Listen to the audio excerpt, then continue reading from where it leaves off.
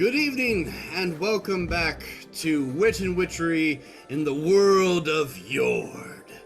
I, of course, am your GM, Robert, and, of course, is my wonderful band of miscreants, madness, and mayhem. Directly below me is Nori, played by Aaron. Currently, they are, I'm believing en route, but hopefully they'll be able to show up. Next up is Astrid, played by Rick, our own cryptid in the making. Further down the line is the suave, the debonair, Quinn. Yes, that's right, I'm wearing a fancy hat for him. Played by Malachi. Then, of course, there's Mary, also known as Milton, also known as Don't Ask Too Many Questions, You Want to Keep All Your Fingers and Toes. And lastly, she's friends to all Skelly Tens, Skelly friends. Allie, played by Pico. So, right off the bat, I'm going to say first, Happy Pride Month. I know June 1st was a few days ago, but still, Happy Pride Month. We support LGBTQIA+, and trans rights. All that is welcome here. If you have a problem with it, you are on the wrong stream, buddy. I'm just going to tell you that right now. Yeah. Yeah. Yeah, get on out of here. Don't need that hate. Love is love, and it should be for all. And trans rights are human rights. Trans rights are human rights. LGBTQIA+ Yes. is also human rights. We're not going to get into it, but if you know what we're talking about, then But we could, and we we could. would. But we have things to do. I'm gonna stop now. We have an entire city to set on fire, so let us kick into that. And thank you again if you returned from our little sojourn from last week. I had a temperature of 100.1, so I wasn't able to DM. So, we last left our band of intrepid adventurers. They made their way to the Bottomless Tavern. They enjoyed a wonderful cavalcade and drag show with the amazing Allura, huge fan. And of course, while they're there, they had to deal with some undead that had broken in through the basement, that black necrotic ooze. Yes, it seems to be coming back more and more. Why, we wonder. But while they were down there and having dealt with the undead, a ghostly apparition appeared, especially to Allie, our other necromancer. And Hamish has made his appearance upon my desk behind this... Don't touch anything. I'm not kidding. He's literally right behind the screen. So, anyway. Saying that this problem, the undead and all that, is becoming more prominent in the sewer system. And that there is a ziggurat down within the depths. Ooh, we're going to have to figure out about that. But, having sealed up that massive, gaping, oozing hole with a lot of wood, the group came back up and had discussions on what to do next. And of course, we are going to leave it there. They have technically four groups to deal with. One, the Sword Maidens of the Faith of the Maiden. That's one group. The Underworld Gangs, currently run by Monsignor Steerpike. That's two. The disenfranchised of the population, which has already been included with the growing resistance. All hail the Green Lady. And then finally, for the Duchess, the other prominent political force within the city, which unfortunately our boy Raskin was not able to get in contact with for some reason or another. I do apologize, the cat is lit. Eldritch monster, get away from... Thank you, yes, go on. When your cat is the size of a dog, the struggle is real. Oh, It really, I mean, he's at least the size of a terrier. Definitely a terrier. But anyway, so, we return our heroes to the scene within the Bottomless. You'd all had the conversations of what you're going to do next. You do have an appointment in Whitewell to meet up with Monseigneur Steer Pike. So, my lovelies, what do you do? Do we know approximately how much time we have until that appointment? Well, King and Short Ear said to meet them at moonrise. So, as of right now, the moon hasn't fully risen yet. I mean, the sun went down, you had a bit of the show, but then the undead attacked. So, you weren't able to do anything as of yet. You have maybe, I'm going to give you 20, 30 minutes before moonrise. We should leave like now. Yeah. I was hoping we'd have enough time for a short rest. Yeah, I mean, sadly, we were drinking. We were drinking and talking at the end of last session, so couldn't that like arguably be a short? I'm going to roll for the gods. He's got 1.5 spell slots. Okay. Yeah, that sounds like a problem that the gods may be interested in. So let's see what they say. I think the gods like us today. They love you today. You have a short rest. Yes. No. By the way, ladies and gentlemen, I love rolling for the gods because that means if something goes wrong, it's not my fault. Okay, so. I could argue that it is still your fault, though, for not just giving us what we wanted and instead torturing us along the way, but... I'll keep that in mind. But regardless, you guys have a short rest, drinking libations. Allura will continue to serenade. Of course, it's a much more intimate party situation than it was before. Just give me a minute.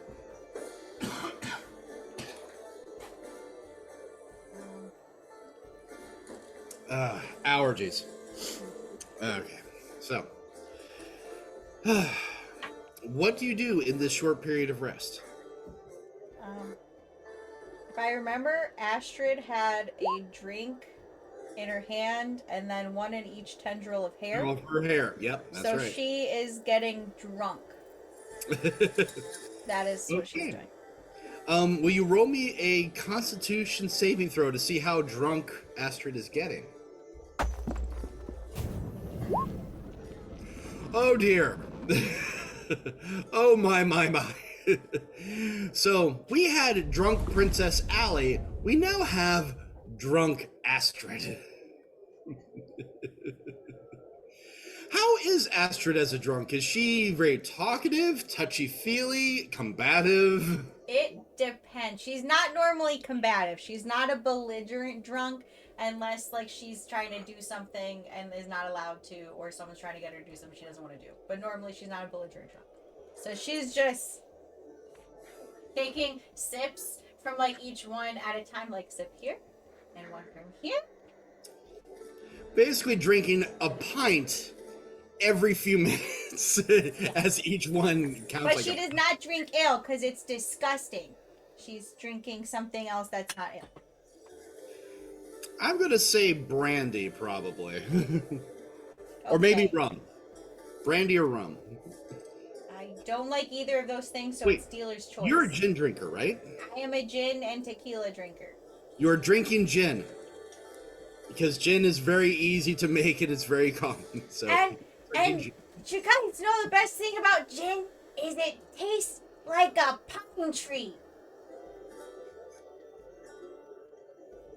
Raskin is worried that Astrid may be drunk.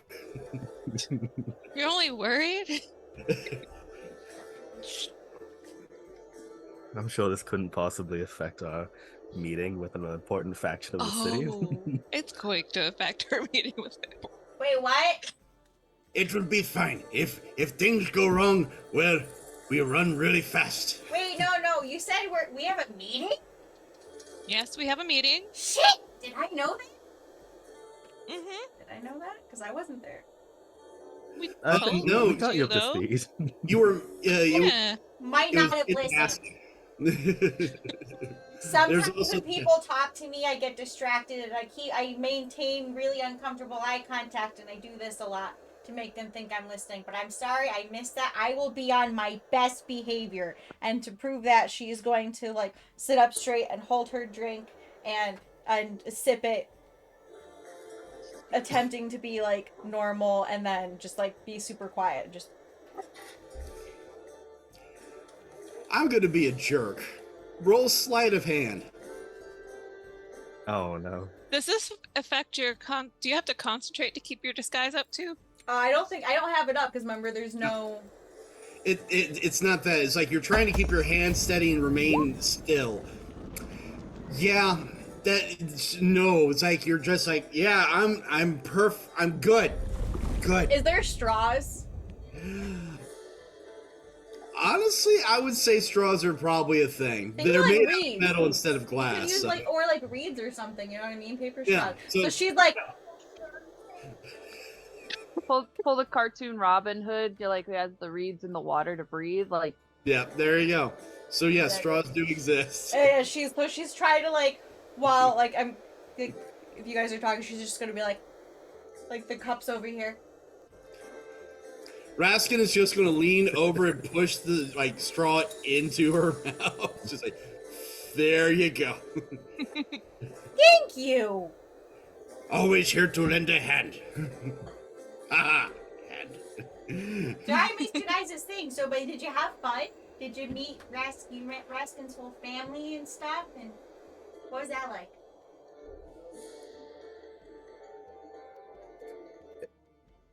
It was nice. There was quite a lot Big family. of them. Yeah.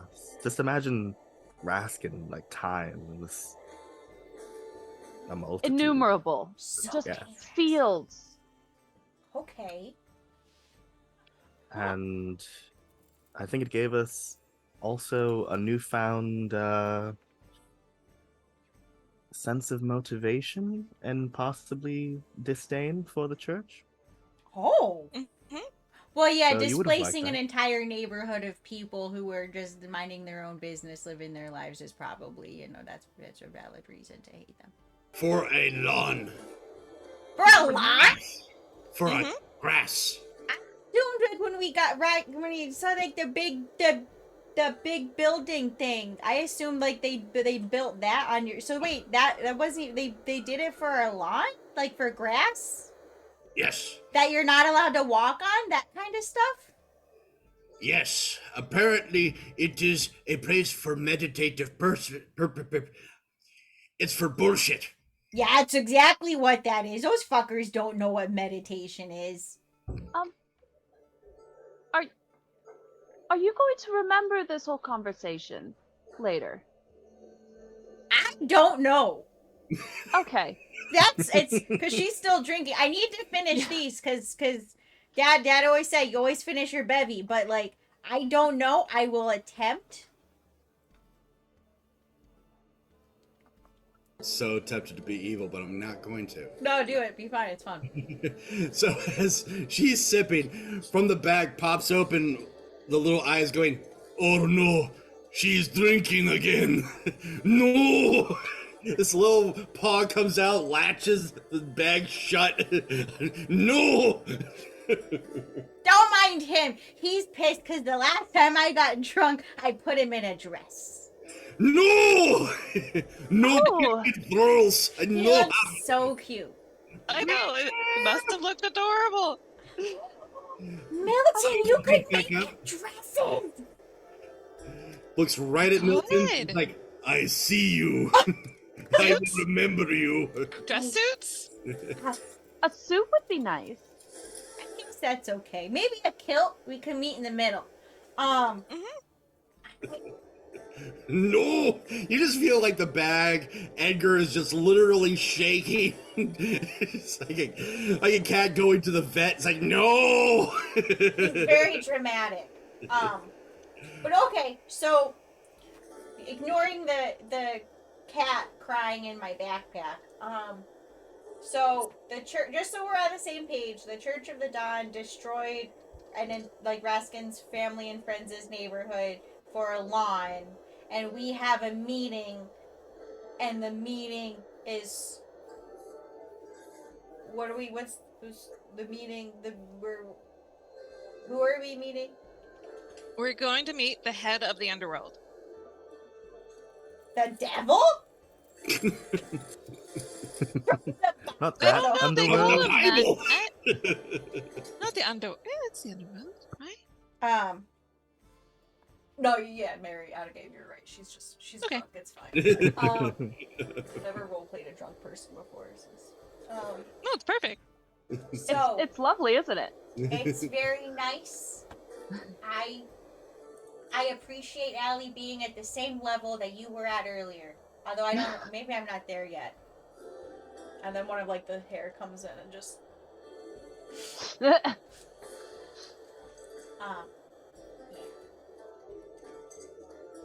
Okay, so we got to do that, and we got to talk to all these other people. Mm-hmm. I need to talk to. And then we burn everything down. Yeah. Yeah. Well, not Uh-huh. everything. Well, not just the church and the the witch headquarter hunters. building. I would like. I Uh-huh. think blowing up and burning down. There's possibilities there, yes. Maybe I don't know. Out of game, do pipe bombs exist? I assume they do. Again, a gunpowder is rare in my world, so I mean there are guns, but in terms of explosions and things like that, you could create time-released glyphs and things of that nature to set things off. So there are ways of creating explosions that are not gunpowder based. So we're gonna need alchemist fire. We're gonna need a couple bags of pellets. We're gonna need. Here's a shopping list. Yeah. I will say also one thing we might need to keep in mind is that we not only have to find a way to get rid of the church's influence, we need to figure out a way to keep them out. To keep them from just sending in more reinforcements. That's true. The Ideally, Duchess? Maybe? The Duchess might be able to pull some strings? That's true. Possibly? Yeah, and like if everyone, if we, Or the council. I thought we didn't like the council. And the council. Council wouldn't be difficult. Duchess, though, has ability to bring city guard under direct control of herself. So if we get Duchess, we get city guard. And you have a high opinion of her, don't you? Oh yes, she's a most intelligent, most noble that Raskin knows outside of Lord Rahl. She is excellent with sword and on horse and has a tendency of not taking the bull's shit. Yes. So is she like an open-minded person or Open-minded. is she racist? Oh no. Just making sure we're on same level. Yes. Okay. The Well, bar she's is gonna just scooch so down. high. And Raskin will kind of now you weren't true size. Okay. So, no, she believes that all citizens of Sayer deserve protection and to be looked after. She sees it as her sacred duty. She was going to be sword maiden of the faith, but Lord Rahl said, no, you cannot be that. And she said, fine, I get married. And then her husband dies. And there you are. That's sad. Oh, we need to go see them. Out of game, I'm fully picturing Padme as the Duchess. Excellent choice, thank you. 'Cause- And just for that, Malachi gets a point. Ding. There's a point system now. But Raskin, Yes, weren't you unable to speak with the Duchess? that is true. It was, I tried to speak with her, but city council represented, shithead, council shithead stopped me from entering to the necessary chamber. It is possible to get past, but may need someone higher than me to get past. Allie just sort of looks over at Nori. Not that higher. You know, like in standing, importance. Yes, importance. Like if we had someone of royalty. Yeah. If we had someone of royalty, that would be a very much of yes, of having to demand to speak. Yes, but we have no. Oh, we do. Oh yes, me. I suppose I could.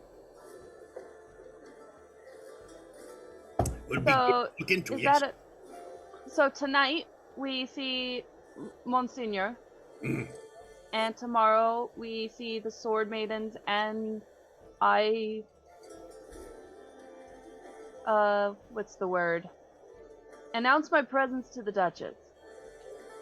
Yes. Make you so important. I'll disguise myself as your jester. Or something. With hats that jingle. Jingle, jingle, jingle. That's how you could disguise your hair. They're just real long, like, bell things that those jester hats have. Oh, I'll just wrap myself up like a straitjacket, and she does, and she spills like, a little bit of booze on her, and then like while she's tied up, she's like, Should we all be jesters? I am can make tempted. disguise self potions. I don't know how many jesters. I mean, usually a diplomat might have I've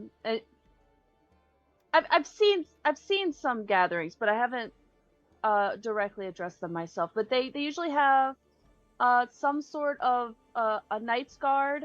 They have an advisor that they consult with before speaking directly to whomever they're actually speaking to.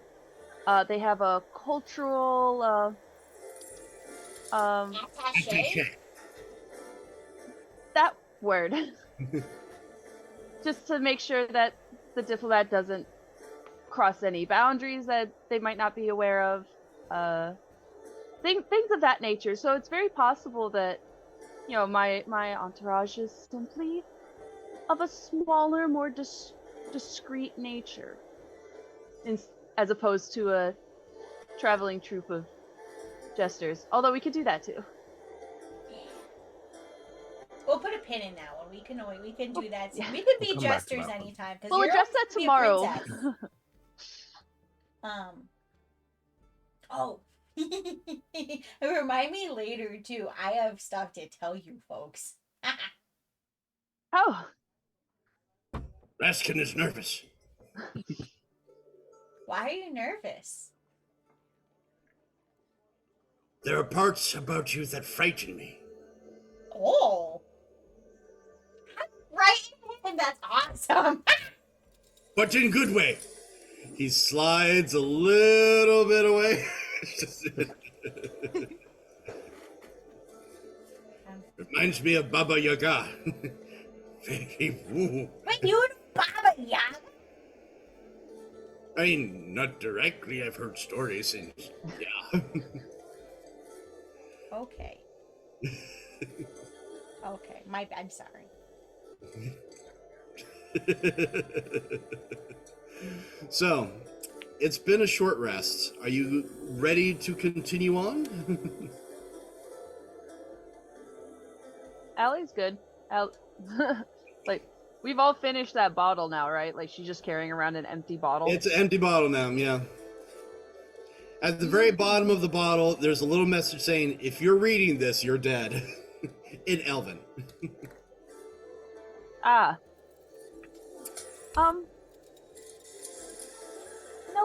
Milton, should I be concerned about this? And she, like, shows her the bottom of the bottle. Milton, do you speak Elvish by any chance? Nope. It just looks like some very fancy script at the bottom of the bottle. Mm-hmm. Oh, it says if you're reading this, you're dead. I figured that you might, I think if you drink the whole bottle by yourself, but you shared, so we should be good. Oh, okay. Whew. You never quite know with Grandmama. Somewhere in Sylvania, someone drank my bottle. Son of a bitch! So, you all leave the bottomless and head out into the wider world. I'm going to move you guys to the upper map. Upper map. There we go. Is Astrid in camouflage or no? Is Milton reminding Astrid to get into camouflage? Because she probably would need. If she's drunk, she probably would need reminding. So, like, if you did, then she is. Yeah, because I don't know how, or Milton doesn't know how the under. What's his name again? Deer pike. Steerpike. Spearpike. Senor Steerpike. And she is the old dwarven lady again. Oh, drunk dwarven lady. The old drunk dwarven. I don't know what to say. So, as you all leave the bottomless and out of the Rogue District, because apparently I don't know how to spell Rouge. I'm like a schmuck, but still, it's Rogue District. You cross the bridge. The night is soft, not very hot. The water's running. It's a nice, cool breeze. So, if you'd be so kind as to move your tokens to this area over here. Ooh. There you go. I'll move Nori. Nori, who's become suddenly very silent, but very watchful. All right. So. He's just chilling. Nori's just taking in the big city. All these people and things I have to boop. Excuse me. Which is actually appropriate. As you all pass again over the river, instead of heading towards the gap, you see Whitewell. Whitewell is a dingier side of town, darker, even at night.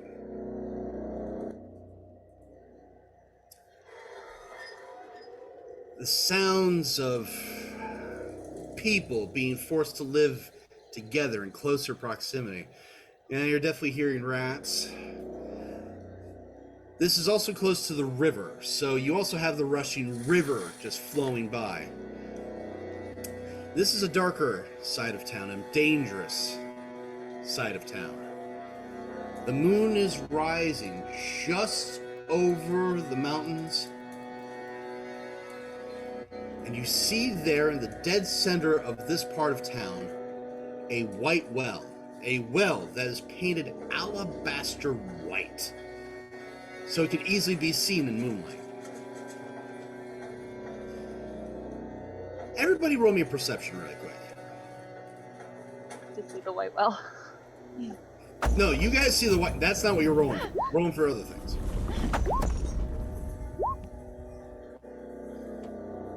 Astrid, don't forget to. Oh, I did. I know. Full drunk Astrid's like. Just shuffle.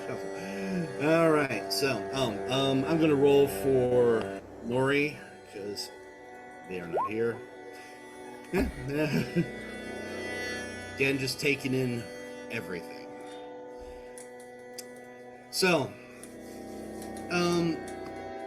Allie is currently. Are you okay, Allie? Yeah. Alright, cool. Yeah, just talking to my child. Yep, just making sure. So, Allie, on the other hand, notices this is definitely a dangerous sort of place, part of town. Quinn is like, oh wow, more urbanites, yeah. Astrid's plastered. Nori is just fascinated. Milton. Oh, Milton. This reminds you of home. This reminds you of Tullus. You could see the eyes in the alleyways and behind curtains. Your group's being watched. By who knows? But eyes are definitely upon you as you reach the well. Standing there are your two contacts, Short Ear and King. They seem relatively relaxed because, again, this is their home turf. And when they see your group coming up, they're like, "Oh, they made it here. Yes, I can see they made it here. You owe me money. I'm not going to owe you money, not while they're here. You said they wouldn't come. Shut up."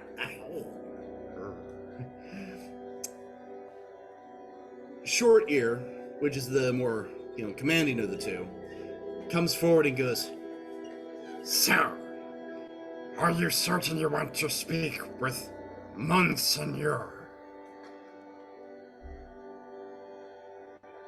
Yep. Very well. Follow. Keep your eyes on your purse and your hands where they can be seen. Milton's gonna make sure Astrid's in the middle of the group. Oh, thank you so much, you little whippersnapper. Short Ear will go, "Who is old woman?" Oh, she's with us.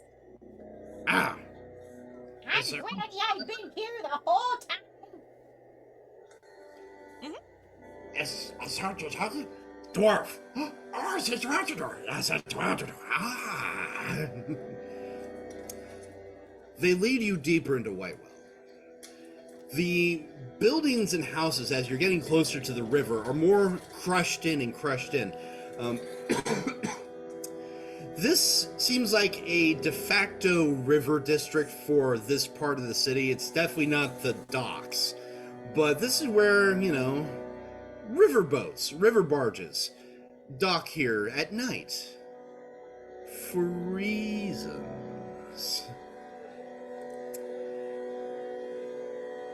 Just give me a minute. I'm going to move you to the new location. Boom. Okay.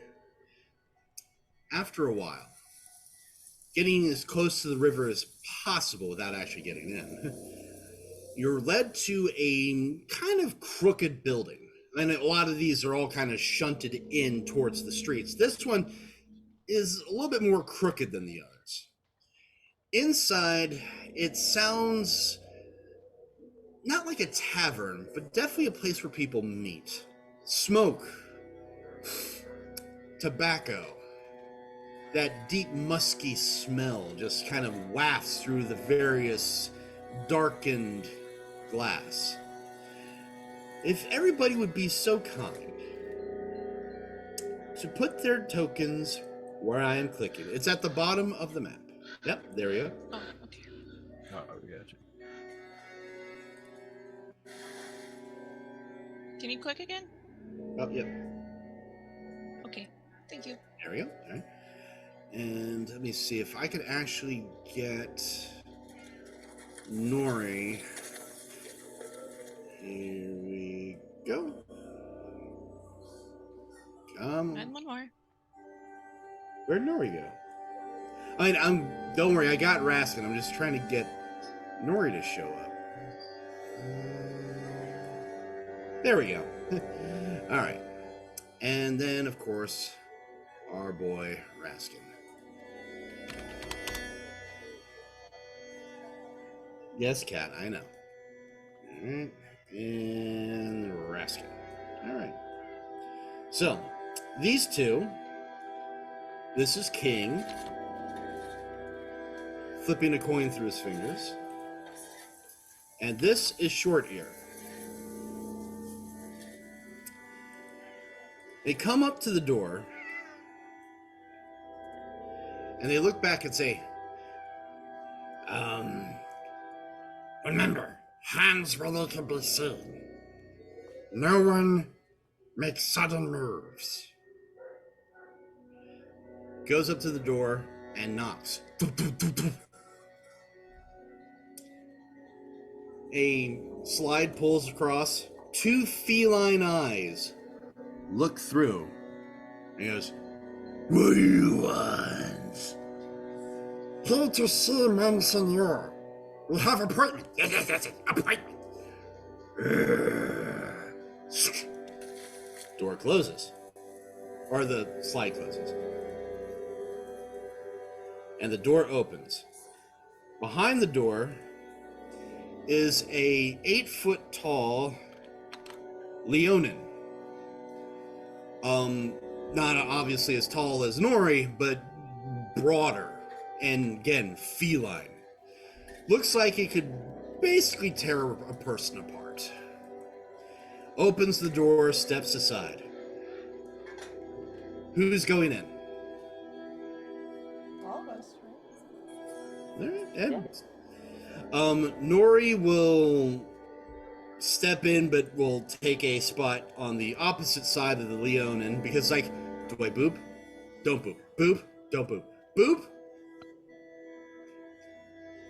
Don't. Would it be disrespectful to Boop? boop. Or a compliment to To Boop? boop. Basically that. So, King and Short Ear will just march in because, again, they're part of the gang. Would everybody be so kind as to move in their characters to where I'm clicking? Oh, rats. I see what you did there. There's risk in there. And as you get in, the door closes and locks behind you. This place is a den of thieves. The smoke from various pipes, cigarettes, fills the air. Rat folk, goblins, humanoids. Not many humans are seen. The two that led you here walk past this rather large orc and speak to an individual sitting in a chair near the fireplace. Everybody else is trying to actively avoid looking at you, but they're looking at you. But they're not looking at you. After a moment, King will come back and go, Rensselaer, we're here now. And he moves out of the way. Okay. So, if you want to move your guys up here. Now, as you're walking up, everybody make perception checks.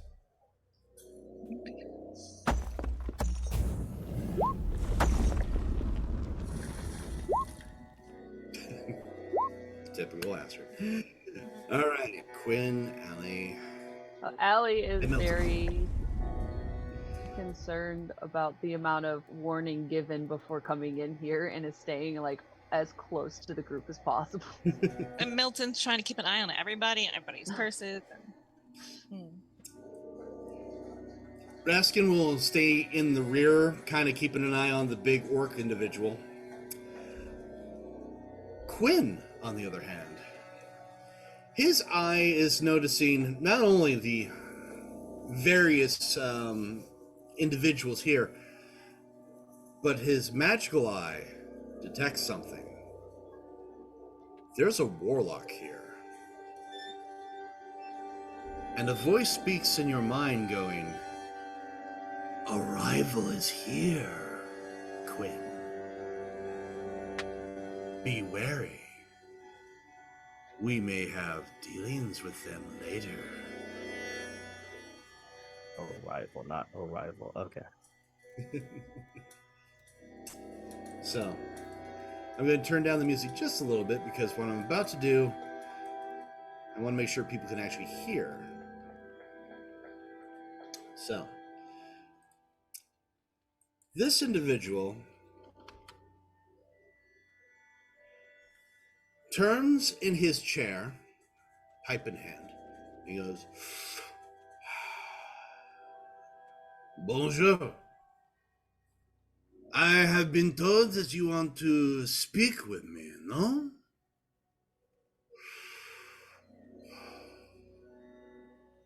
Yes? And who and by the way, yes, I know it's a French accent. I don't speak French.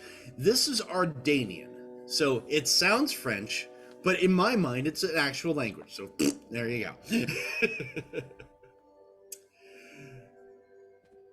So you wish to speak with Monsignor Stirpak?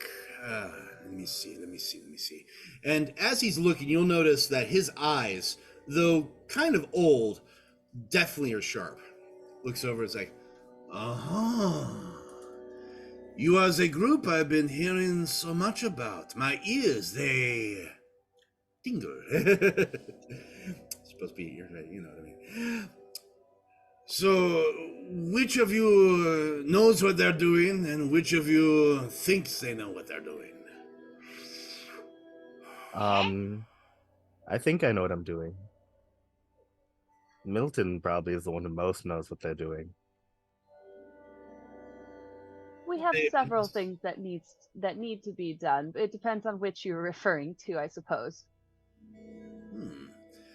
So, the Rochnum then, yes? Alright. Leans up a hand and makes a gesture. You see like multiple rings on the finger, very piratey. Bonjour. What is your name? Milton. My name is Milton. Milton. Mhm. It leans over and goes, Évêque, est-ce tes Milton? Dites-moi. The Dragonborn, this individual, looks up from the bar and goes, Nope, never heard of it, sir. Oh, never heard of a Milton. Why does that sound familiar? Milton, on sait pas, Oh, I think I remember. A friend came through here, smelling of roses. When he says that loudly, all of them start laughing really loud.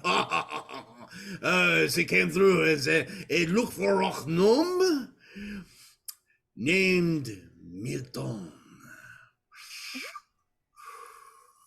You know the rose then, yes? Yes, I do. Oh, the Milton. So, a member of the garden comes to my humble establishment and wishes to speak to me on many things. I am so unheard. So, please, Milton, so de c'est quoi? How may Monseigneur be of service?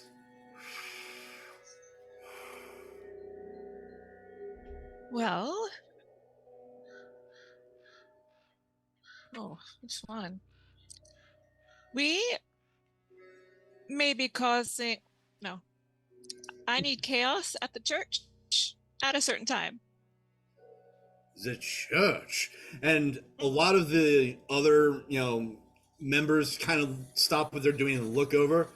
Oh, the church. Oh, I have not been to the church in a long time. Évêque, why do I not go to the church? You're not allowed in, sir. Not allowed in. How could I make chaos if I'm not allowed in? There's some details that are missing, no? I mean, wouldn't attempting to go in cause chaos because you're not allowed? This is true. Just simply appearance, because we, though welcome everywhere, they all start laughing, are not welcome in certain places. What can we say? We have évêque sans rien de choix. You have an heir, sir. Yes, so I have an heir presence. Some do not enjoy. So you are looking for chaos. The chaos can be interesting. But why is this chaos? Why cause trouble for the church on onto the light? I was gonna say, really? Why not cause chaos with the church? Especially with what they did with for their new lawn?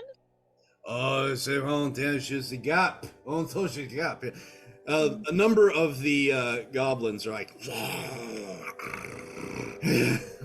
yes, that is a crime, which we are not involved with at all. No, we are legitimate businessmen. So since we are legitimate businessmen, we need a reason for chaos. It's about there. A Expect favor for you? Yeah. I heard something about the Abyssal Syndicate. the place goes dead silent. Mhm. Good, I'm in the right place.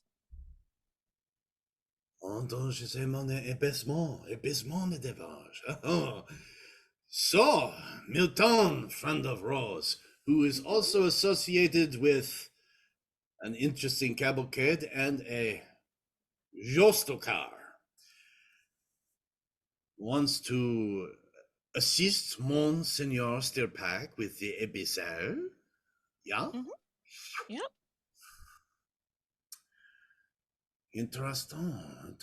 But at the same time, if I need help with this épaissement d'affaires, Évêque, what is the word I'm looking for? I believe you're going for excuse to work with the Justicus. Oh, yes, is it just a car? It's a problem. Weren't the Justicurs just disbanded? As the Justicars are as much disbanded as I am no longer a knight. And as we all know, I am titled. Yes. Knighted 30 years ago. And the Justicar may not have a badge. Is badge right word? Badge. But he is still a Justicar. I need assurances. If you are going to help me with this abyssal, and I help you with the non chaos, I need assurances that my friends, and as he spreads his arms, all of the individuals in the bar turn in unison, drawing knives and all kinds of sharp implements towards your group. My friends will be looked after, taken care of, ignored. Is that something that you can guarantee?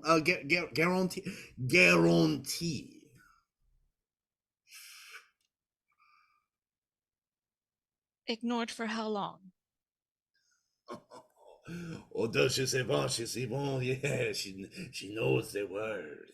It's a rose. Let us say after chaos, we disappear for a fortnight. A fortnight. Yes, a fortnight. We do not exist. Is that acceptable?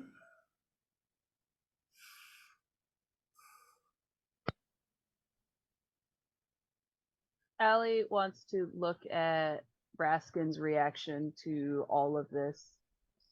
Raskin is trying so hard not to be listening to this conversation. He's just like, Raskin is not here. Raskin is doing his job, but he's not here. Raskin is not here. No, he is not. Allie is going Happy and the to princess like is here. pat his shoulder kind of reassuringly and just be like, remember, you are not just a car at the moment, you are my champion. He looks up. Very good point. Yes. Raskin is champion, not just a car at the moment. Oh, c'est not just a car, he's a champion. It's a champion. Very well.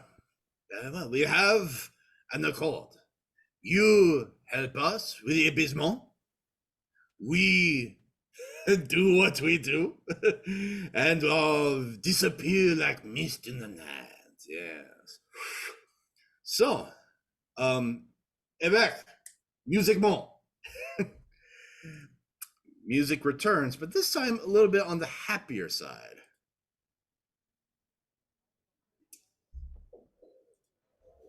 It's getting there, don't worry. Everybody returns to doing their work. Monsignor will turn his chair so he's actually seen your entire group now, not just Milton.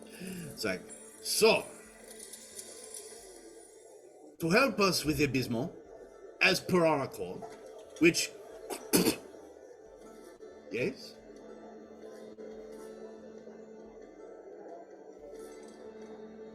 Milton's gonna spin her hand. I'm not. Oh yeah, you I don't know. have to. I just do it for the effect. Yeah. So, shakes the hand. Oh, we now have a call. So, the Abysmal. The Abysmal. It's been here for at least 2 years now. Was nothing at first. It's mon petit nothing. Then, about a year ago, spread through the entire network, through the entire sewers, which we have been running efficiently for a long time. But now, the sewers filled with abomination. Not even the necromancy. Evac, it's only necromaha. It's necromancy, sir. So it's a necromancer. It's not even normal necromancer. It's black ooze. It's a schwarz through the water. And the kraken. It's a kraken. He is at the source of all of this. He ran out our entire organization from our old hiding place. You go in, you deal with the Kraken. We will give you map to that location. You deal with this and we out of business. We'll create chaos, as we do. Does that seem like something that you are prepared for?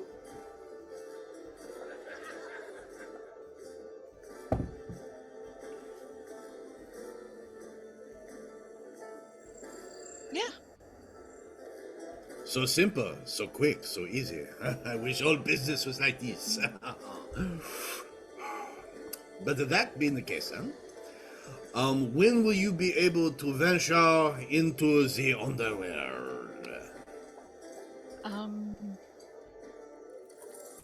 Underwear? What do you guys? Underwear. It's also say underwear. She can't understand what you're saying, sir. Ik kan doen niet, c'est underwear. Dat is juste ma gavage. C'est on the undernon. C'est ma. Just gotta go in someone's undies.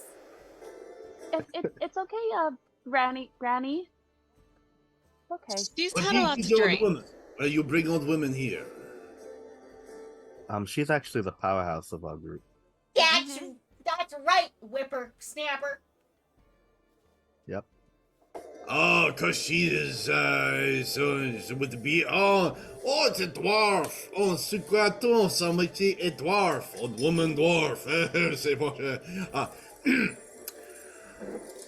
Hello, old lady.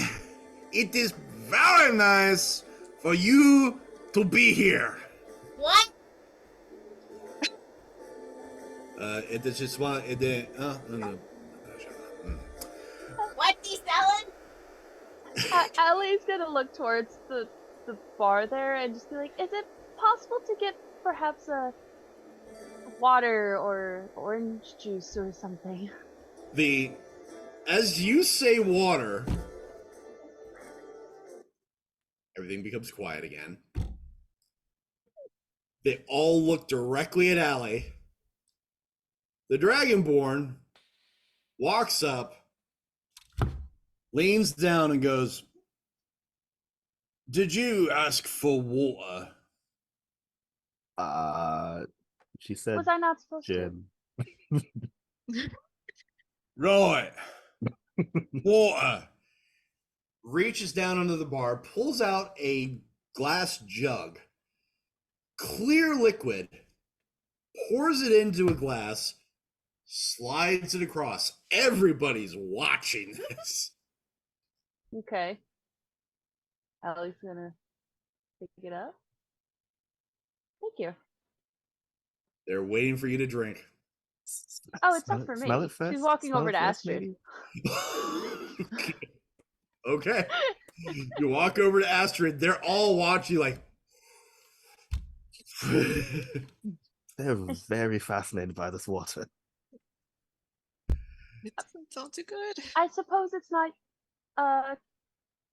polite, I guess, to ask for water, but here you go, Granny. Oh, Allie, you're such a princess. And then she just chugs the glass of water. She just drank Everclear, like pure grain alcohol. Astrid, please roll me a Constitution saving throw. Could she like burp and like accidentally do thaumaturgy at the same time? So she like burps Just like- fire. We will be doing that, but I need the Constitution saving throw first. Okay. Drink, burp, gout of flame. Everybody's like, oh, c'est bon! And the, Dragonborn behind the counter is like, you want another? Is this what they call fire water? Please.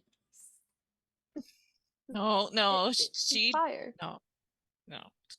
Monkey is like, no, good. this is no. I'm being good, okay?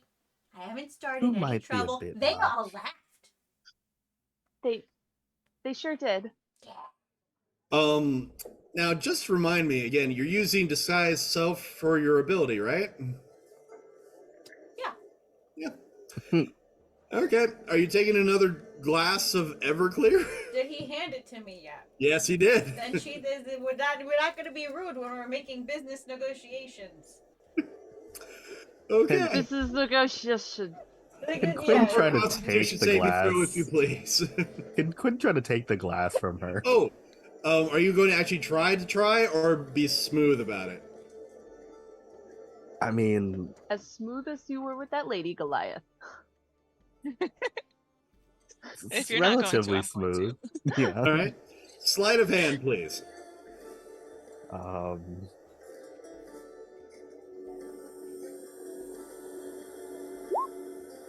Okay. Astrid, will you please also roll a sleight of hand at disadvantage?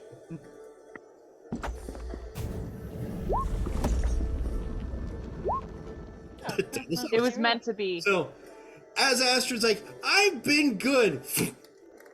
Aww. And somehow, with Chris Angel over here, it's just now in Quinn's hand. We need to be at least somewhat responsible, Granny. You take one, and I'll take the other. And then he throws it back. Constitution saving throw. Bravo. How else to keep alcohol from a drunk person? Drink it yourself. Okay, so Quinn, I don't want to be not polite. this has no flavor. It's basically, again, pure grain alcohol, just chugs it down. There's a buzz that you're getting in your ears. You're a little bit more fluid now, but at the same time, you're still stable and upright. Excuse me. Monsignor's like, that was impressive. Mon Dieu, it's what? But back to business. So, do you think you would be able to do this tomorrow night?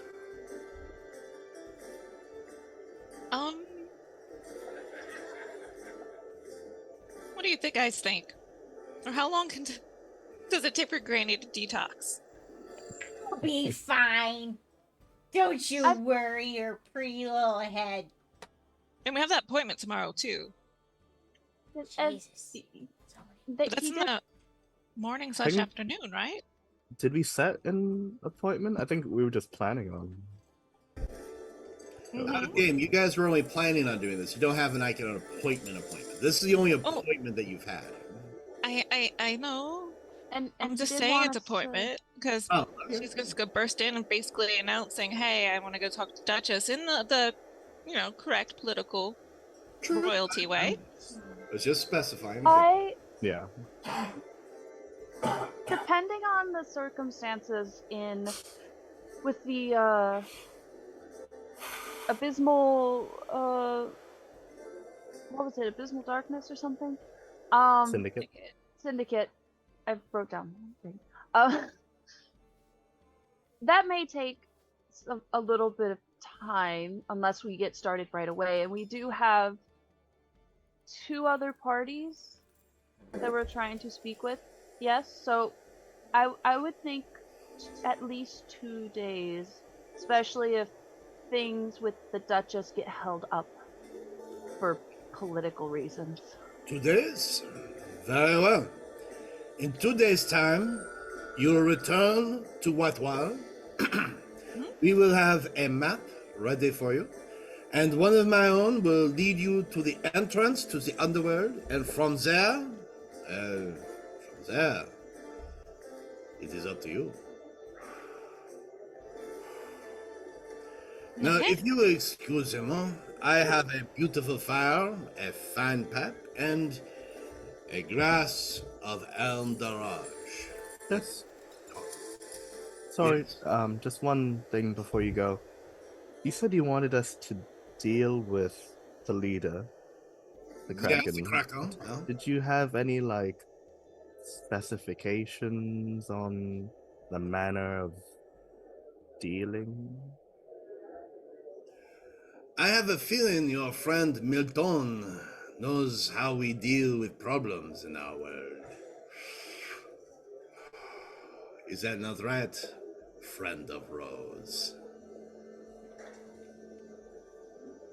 That is correct. Then Do I you need will- any proof? the proof. The proof that I would yearn for would be something to hang across this mantle. The face of the Kraken.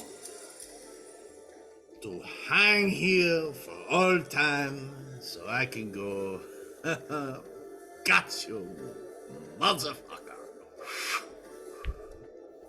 I like him. Face Specifically the face. off. Oh, believe me, the face of the Kraken cannot be forgotten. It is shimmering in the night, with eyes twisted by hate, and that's coming from me.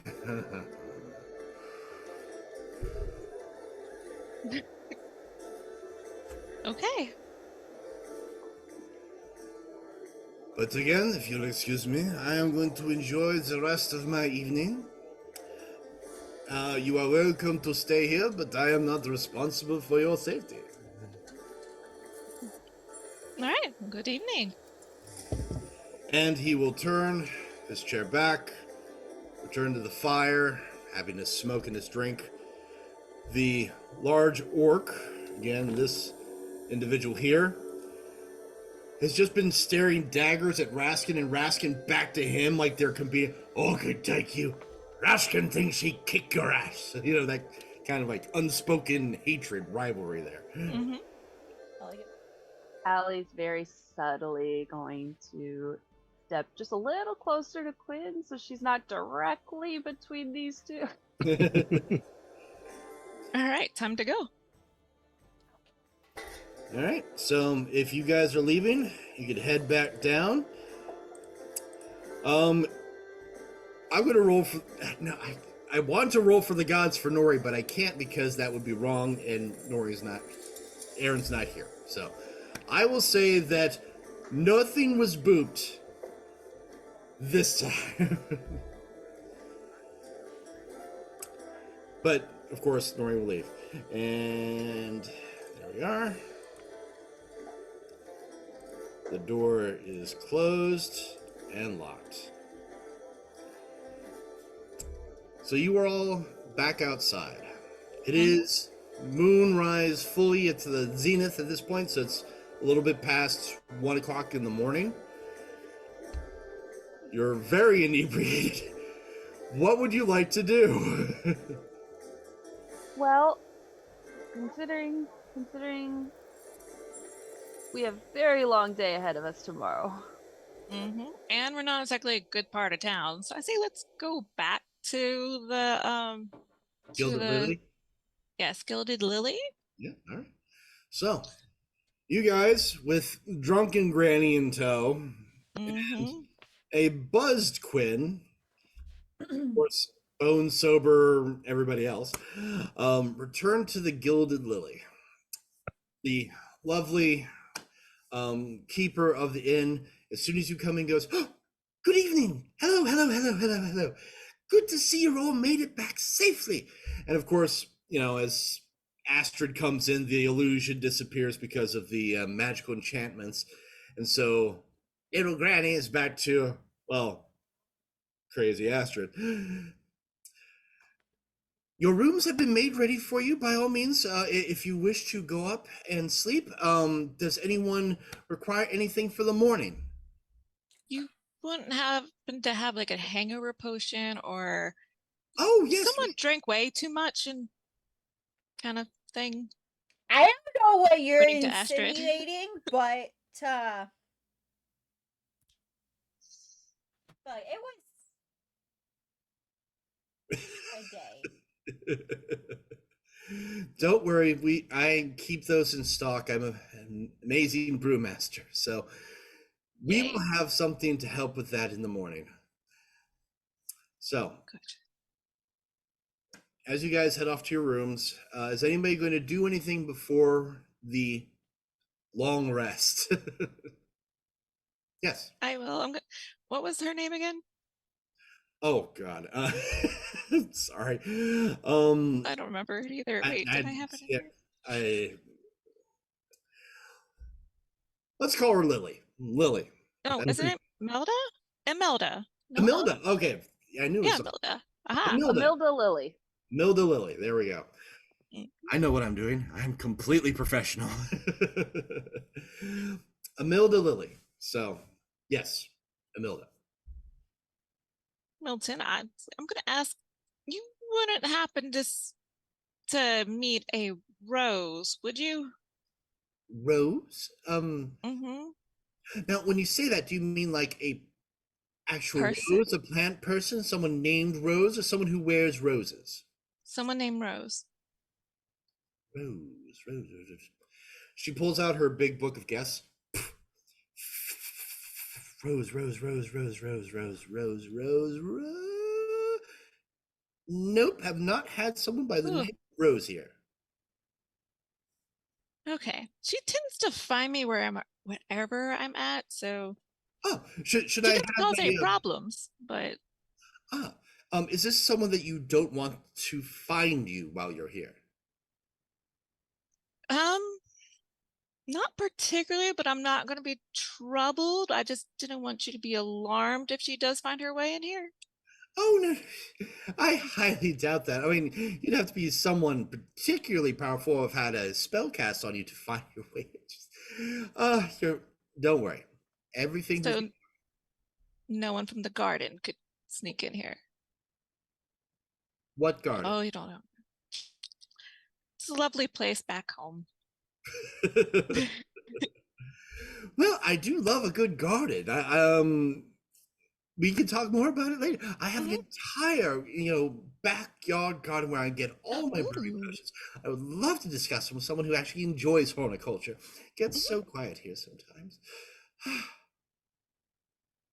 At any rate, so please enjoy your rooms and have a pleasant night. Okay. So, everybody's off to sleep? Yeah. Okay. So, all right, we are going to... Am I going to be evil? I feel like I should be evil. When in doubt, be evil. When in doubt, be evil. So, Mama always said. When in doubt, always be evil. All right, so let me just move you guys back up to Galen. There we are. So also going to move you guys over to... Super quick. Yes. Before Astrid falls asleep, can she do like one thing that's Of very, course. very quick?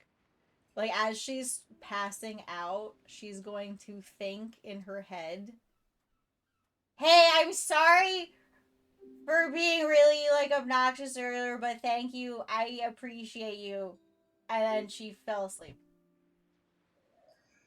In that dark dimension, Vorath looks at his tome and gets a drunk text. Well, she didn't write that. She was like trying to like think Well, it in yeah, her yeah. head. Her thoughts manifest in different Oh, ways. okay. So, Speech yeah. attacks. Mind speech. Okay. So, starting with evil. Actually, I'm going with different sounds for evil. Thought manifesting into Vorath's book could get really awkward in certain situations. He just like opens it one day and is just like, "Who is what?" That's not even possible. Who drew a penis in here?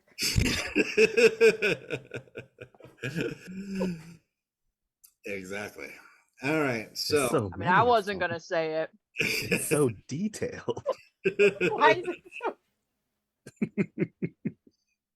So, Sorry. as everybody sleeps, we're going to start with Allie.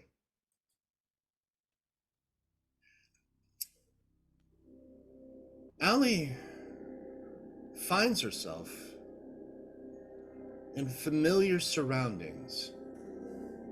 It's not the cave. It's the high court of the Dukai, the Drow. Her grandmama's court. She is standing there, dressed in very ornate garb. The kind of garb she would have gotten if she had completed her trial. The garb of an accepted member of the court. In the periphery, there are shadows, voices speaking quietly, shapes moving here and there. But Allie is there, in the center, as if moonlight is basking her singular in the entire room. Before her, sitting in a grand throne of iron and stone, sits Grandmama, with stern face and sharp eyes, peering daggers deep into Ali Kirara.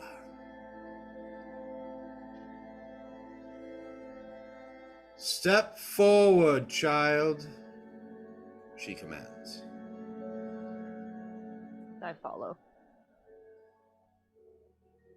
As Ali steps forward, the ground seems to move with her. The stone shifting, meeting her steps. Grandmama looks down and goes, "Are you one of mine?"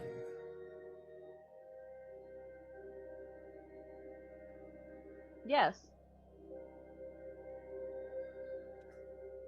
You are one of mine, yet you are amongst undesirables. You walk away from our paths. Are you one of mine?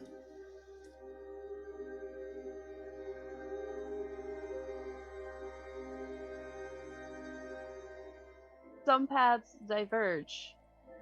They go to the same place. Paths that diverge lead to dead ends. We have a sacred trust Ali Kirara, and yet you play at games, speaking with gods, raising abominations. Are you one of mine? Ellie's gonna like look around real quick, like, abominations? I don't do that.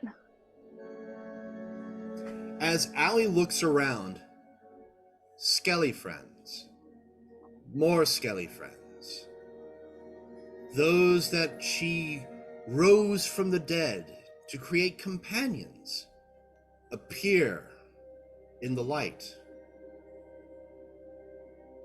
They're not comforting, yet at the same time they're there. Amongst them, a dark figure, cloaked in feathers, and a pale face which she recognizes as the face of death. Seems to look at her reassuringly, despite the grim visage of her grandmama peering down at her.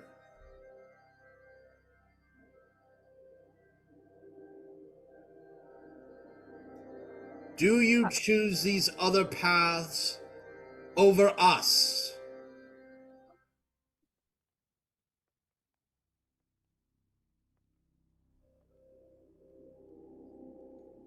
Yes. I am the herald of Rothadius, and will follow the path that it leads. Upon doing that,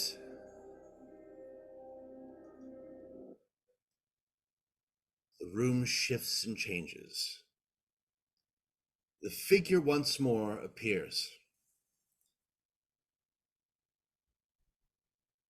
You have doubts. I sense them. Are you afraid?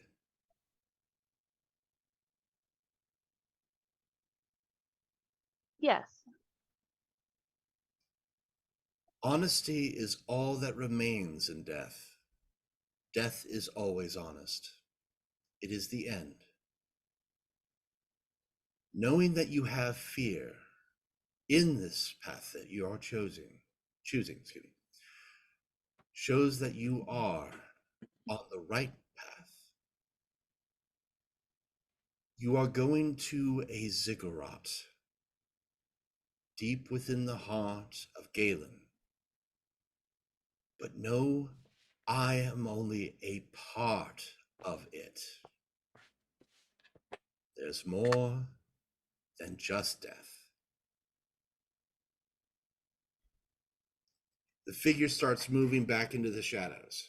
You have a moment before it disappears if you want to ask anything. Allie is sort of processing everything real quick, and she goes, if I become too frightened and need guidance, could you point the way? The figure stops, looks back, as if contemplating.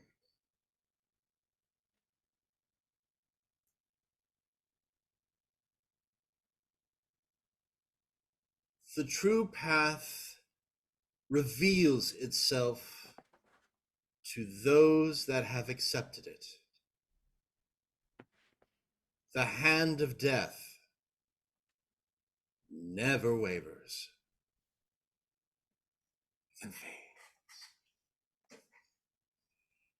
And we're done with Allie. Moving on down the line. Quinn. Yes, Quinn, it is your turn.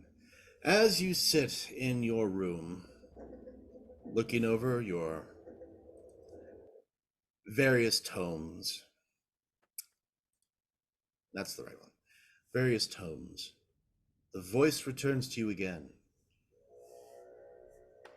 There was a warlock in that room, Quinn. A rival's warlock. I wasn't aware you had rivals. Someone who's against knowledge? There are many who wish to obfuscate, steal, and keep secrets, Quinn. That warlock will be a problem, Quinn. I want it eliminated.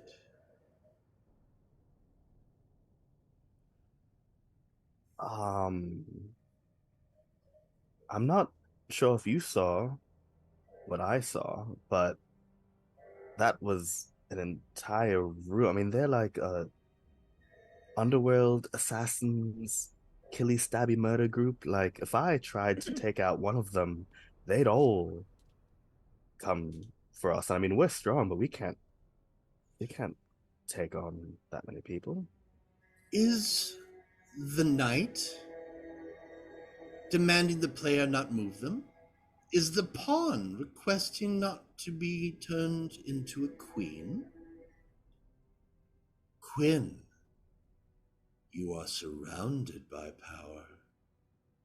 You have one who is touched by the Jotun, another who is very close to a powerful creature, an assassin, the likes of which has not been seen in an age, and a herald. Quinn, what are assassins compared to your cadre? You're being moved, knight, into check.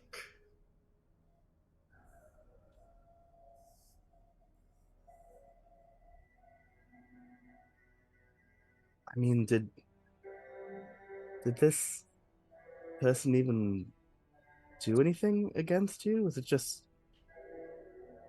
they just chose the wrong person to ally with? Did the pawn do something wrong when it took the rook? Was the bishop wrong when it checked the king? They are but pieces, Quinn. Pieces on a board. And yours is to remove one. And possibly more. Because remember, Quinn, we made a bargain. And power has a price.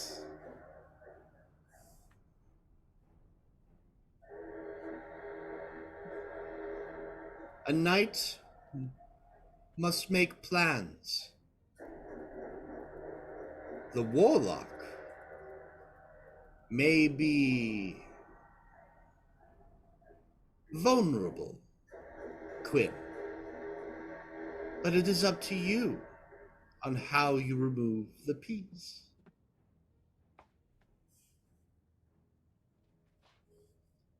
Excuse me.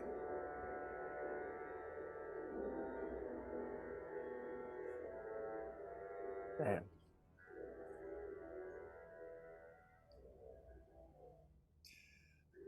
Are you going to contemplate on that? Yeah, I think Quinn's just gonna have to sit with that for a while. Legit. Damn. Legit.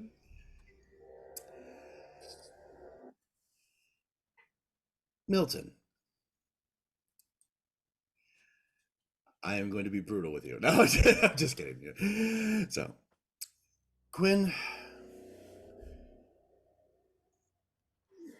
this evening unlocked a lot of memories, a lot of feelings.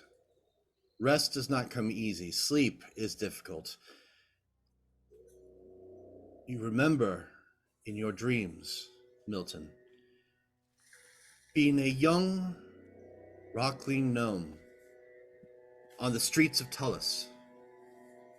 You've been saved by the garden, but being a rambunctious child, they didn't watch you closely.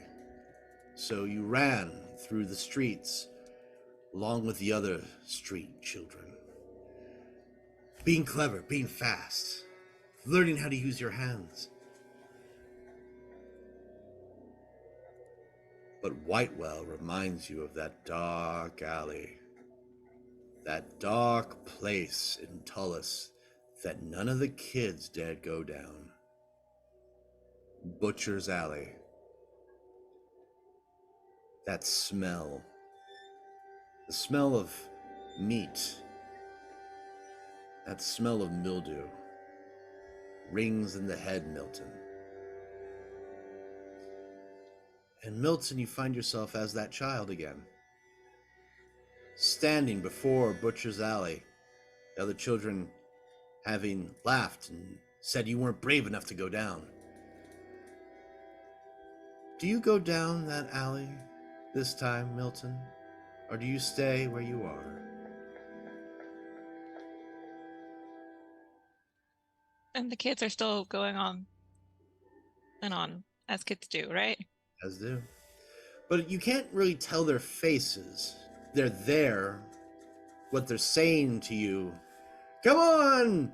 Come on, Millie! Come on!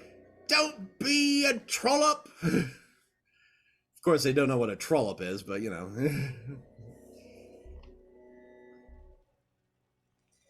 Don't be a wet nap, Millie.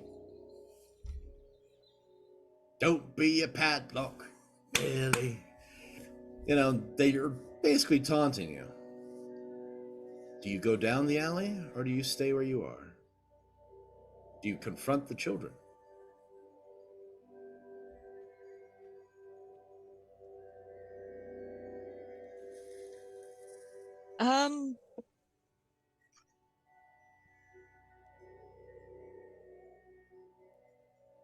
I'm gonna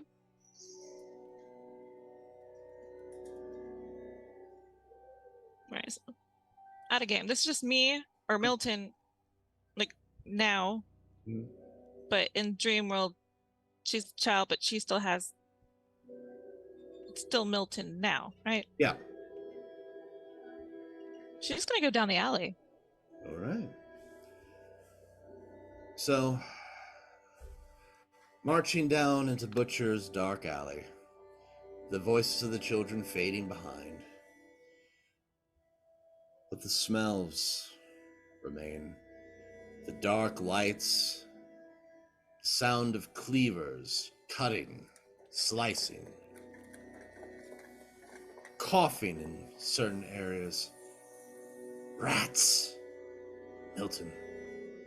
Giant rats all over the place, watching with their beady eyes.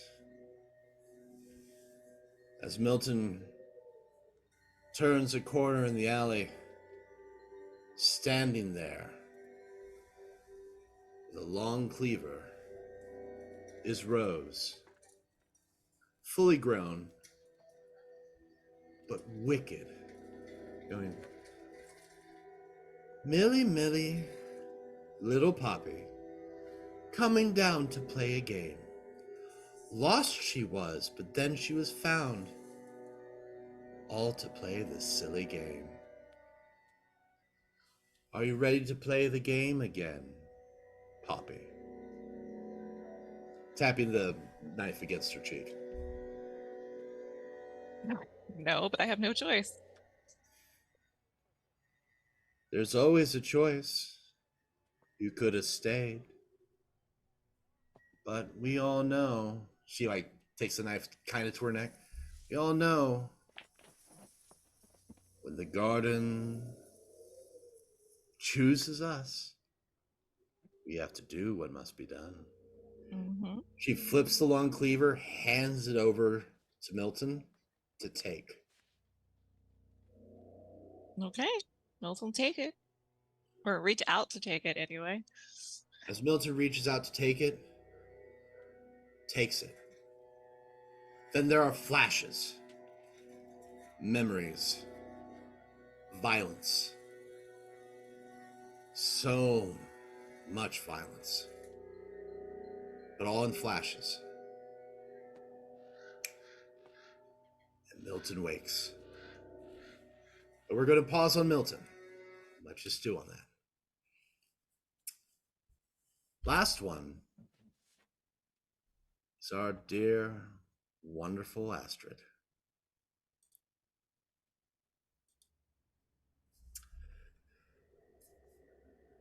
It's a forest, Astrid. A familiar forest. It's not the dream. Not the dream of being in that small space, not the cell with father. This is a forest. Home, Astrid. The trees are tall and dark. The sky, though clear, seems oppressive.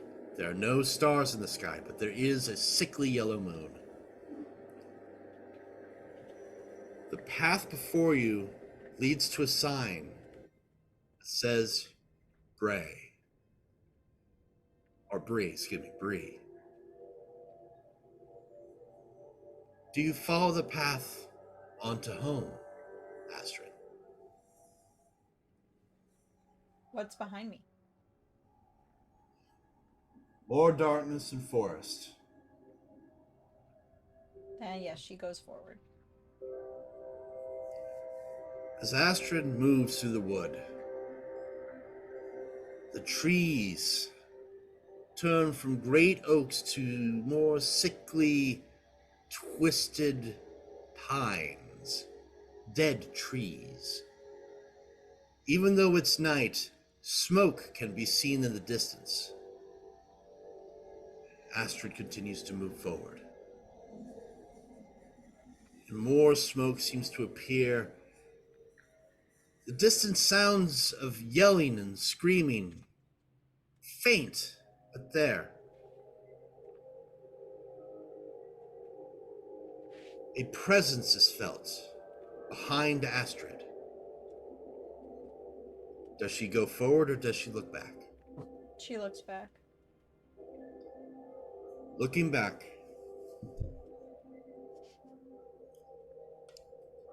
is a caring but grim face. Hello, Astrid. I'm really glad that was you and not somebody else. Remember, I promised that you would be protected here. Mind you, this is not what I thought your happy dreams would be. I don't really have those, but it's kind of nice, you know, in a way. Familiarity, yes. Yeah. I have a question for you, Astrid, my dear. Shoot. This is your dream. You can continue forward. If you do, would you like me to go with you? Or we could go someplace else. I mean, yeah, let's go for a walk. And she'll like kind of like hold her. Actually, as you do that, Vorath will do it as well. Of course, there's a slight height difference, but still, you know. Yeah, Astrid's like 5'2". As the two of you walk through the tree line, Farath will reach out with his gauntleted hand, press onto your arm, and go, "Remember, I will protect you.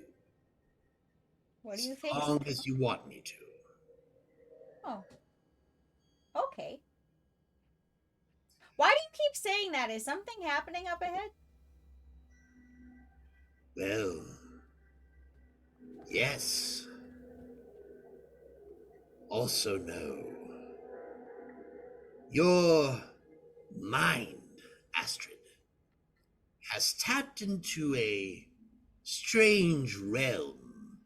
I think it's because that they were using dream scrying on you. Your dreams are shadows of things that are and have been. Oh. You're very unique, Astrid. I hope you know that. I've been told that many times in much less nice ways of saying it, but thank you. Because it doesn't seem like, I don't think you're insulting. It doesn't seem like you're insulting me right I am not. now. Okay. The two of you continue on, and you eventually get to the tree line itself. Beyond the trees, where once was the village of Bree, it's nothing but burnt out wreckage. Houses, torched, long smoldering.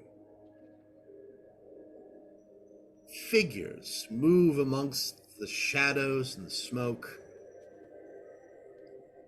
Desolation is before you. Do you go forward? Yes, but out of game, would the path to her family's home be through the village or like before the village? The path, actually, as you bring it up, and I'm glad that you did, you recognize the path now. The path going the other way would have led to your home. Damn it. This was the path that led from your home to the village. Oh, okay. Again, dream logic. It's devastation. Do you go forward? Oh, yeah.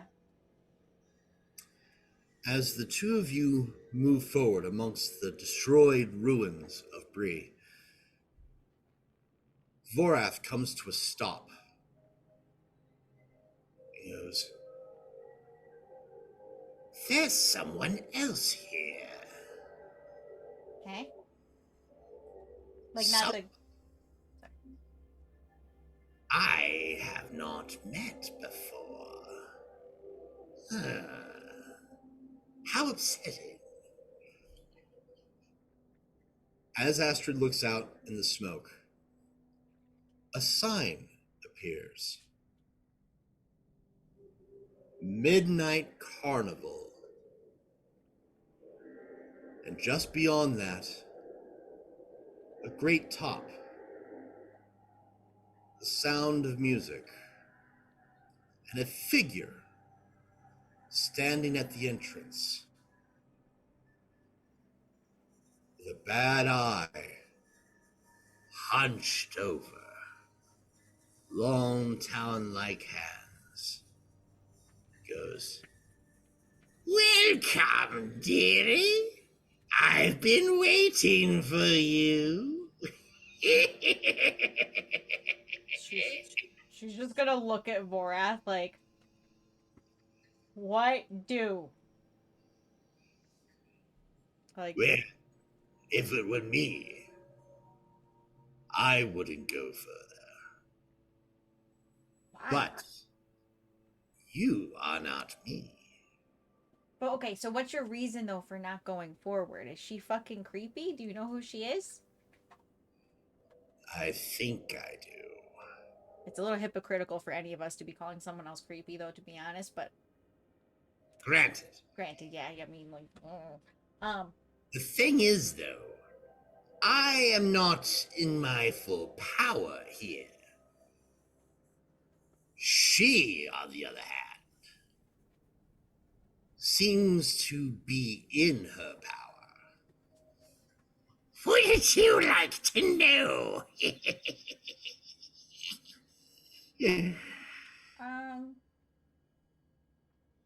Are you going to come, dear?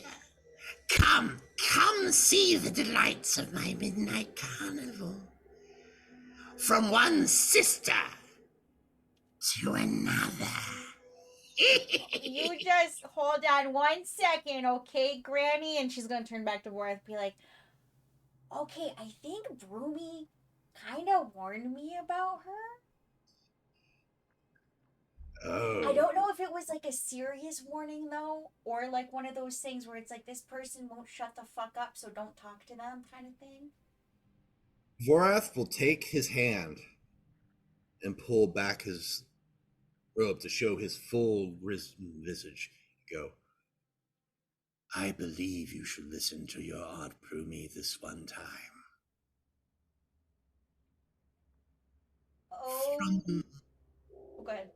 I was about to say, from a patron standpoint.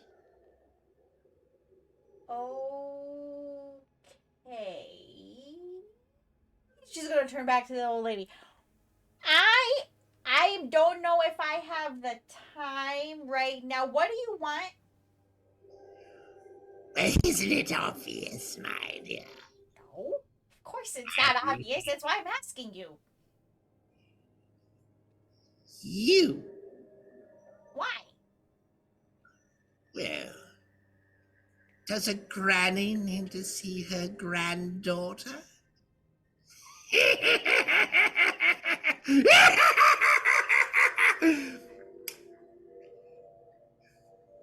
Astrid wakes up. What the fuck was that? If the walls are not soundproof, that carries through the fucking hall. Just... At that moment, everybody hears that. I was gonna say Quinn's already awake. He just like It's just like, I mean, Allie wakes up before anyone else who sleeps, so she would have just been sitting there processing her own shit, and then what the fuck was that? What? Morning comes. All right. Abruptly and violently to everyone. That's okay. I just imagine it's nighttime and all of a sudden just the sun, bam. It just pops right up. No, you just see my hand going, God damn it, there. It's up. The lever broke. You have to manually lift the sun. It's with a crank. Intricate system of ropes and pulleys. Oh my god. So, really quick thing. Do you guys need a break or do you want to keep going? I'd be down for like a quick little break.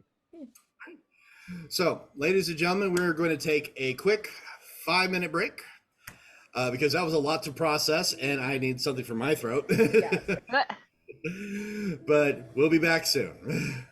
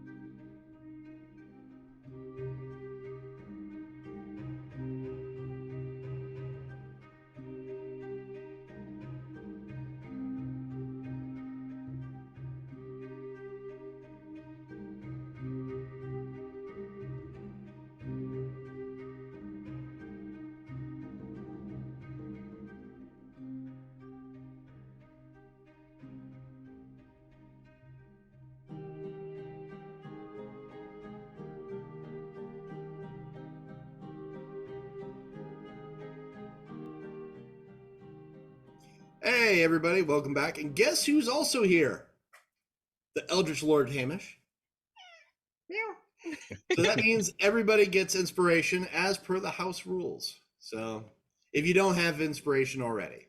So, yes, my Dark Lord. Yes, my master. This is all about you, Mr. Lord Fluffernutter.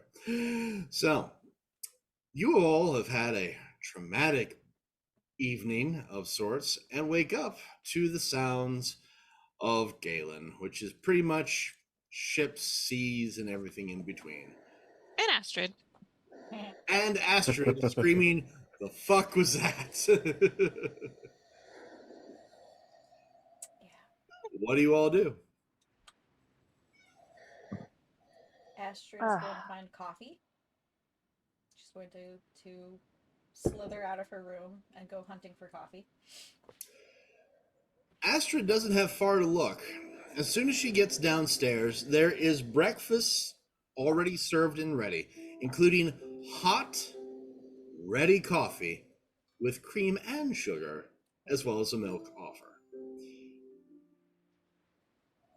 She pours a cup and just chugs it black, and then pours a second cup and makes this like a nice happy cup of coffee, and then she sits somewhere and waits for everyone else to come down. As she sits, magically, a blanket wraps around her shoulders to make her even more warm and snug. Wait, now this is hospitality. Who's next to come downstairs? Allie will go down. She's gonna like swing by Astra's room first. Once she's put herself together. And then head downstairs. Astrid was With not in the Merpa. room, but you do get downstairs and you see basically this big blanket, a little eye port here, and hands holding coffee. Oh, what? What's going on? Oh, not much. Having a cup of joe. Okay. Uh, can I'm gonna get some tea. As Allie turns around, where once was coffee, there is now tea. And a Ooh. dainty teacup and a little spoon that goes flip, flip, flip, whoop, whoop, into the cup. She's gonna Very enjoy much it. Sleeping Beauty kind, or not Beauty and the Beast kind of thing. Yeah, she just makes herself a cup of tea, sits across from Astrid, and is just like doing that thing that some moms do where they don't ask you if you're okay, but they just kind of stare at you as they sip their drink. You're Just being watching. mommed right now, Astrid. What do you do? It's been a while. How are you doing? I didn't wake up screaming, so that's Oh, you heard that. yeah. Yeah, it was very sharp. I'm not used to being around people. I there's a lot. I did see our friend last night though. Twice actually. Which one? Not your friend. I mean, we're no one else is here. Borat. Oh, our shared friend. Yeah, Your Oh, mutual okay. buddy. Upstairs. Those ones, not those ones. I saw them last Okay. night too. How is he? I think okay. Um, he had some information on stuff pertaining to the church, but I feel like I don't want to go through it twice. So once everyone else comes downstairs, I'll catch y'all up to speed. but yeah, the last night I was dreaming and I was in the woods and he was there too, but like it wasn't like a dream. It was like actually I'm pretty sure it was happening. Unless maybe it was just a dream. I don't fucking know. But then there was this old lady and she's like, "Come see my carnival," and I didn't go see her carnival. But I thought Never about been to a carnival. Yeah, well, so when we were in Rockfire, Broomy warned me, like she told me about some of the witches we might encounter here, and she'd warned me about this old lady and her midnight carnival, and that's who I ran into last night. Side note, the hell was that? There's just an eldritch being. It's fine. Okay, good to know. I have a guest, and he was curious what was going on, but didn't want to say anything because he saw my headphones were on. Right. Cool. Just making sure. Yeah. Anyway, though, how are you doing? How are you acclimating to commoner life?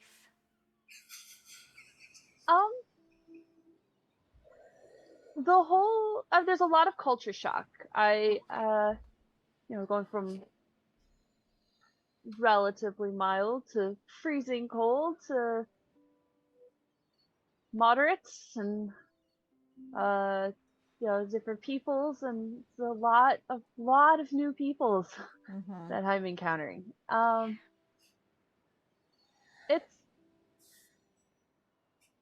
I suppose it's an adjustment, but I think I'm doing well considering. You seem lit. Like from an outsider's perspective, you seem like you've got you got a good handle on it. Oh, good. Yeah. So worst case, fake it till you make it, right? That's what I do. Yeah. It's just sip for tea. Got like a mocha floral type essence to it. Fancy tea.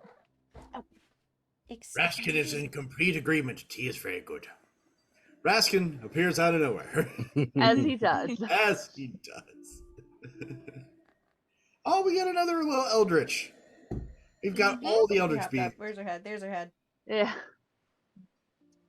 Has she is decided? She growing that fast? Or... She's getting big. Look at this little. I mean, she's a weasel. It's a chonker. Well, not chonker, but definitely growing. She's a little weasel. Yeah. She's very long. She looks bigger than the other week. Yeah. No, she's getting so big. Hi. And there's just a cat that runs across the table between Astrid and Allie, and they're just like, "Oh, it's so big." It's a kitty. And it's not Edgar. A little paw snags some food from the table and pulls it in and meow. He's in a good mood because I didn't put him in a dress last night. No, no dress. She jumped back. Smurfhouse sort of slithers off the alley and wraps around the base of the teacup. So, the rest of you, do you come down as well? Yep. All right, so you come down.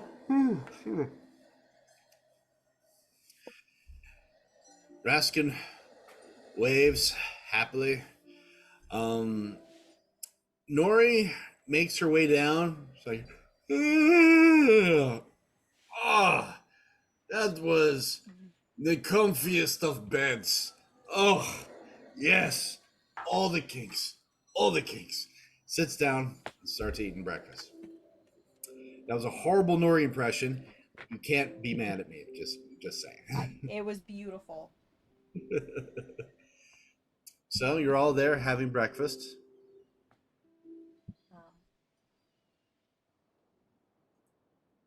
Good morning. So, good morning.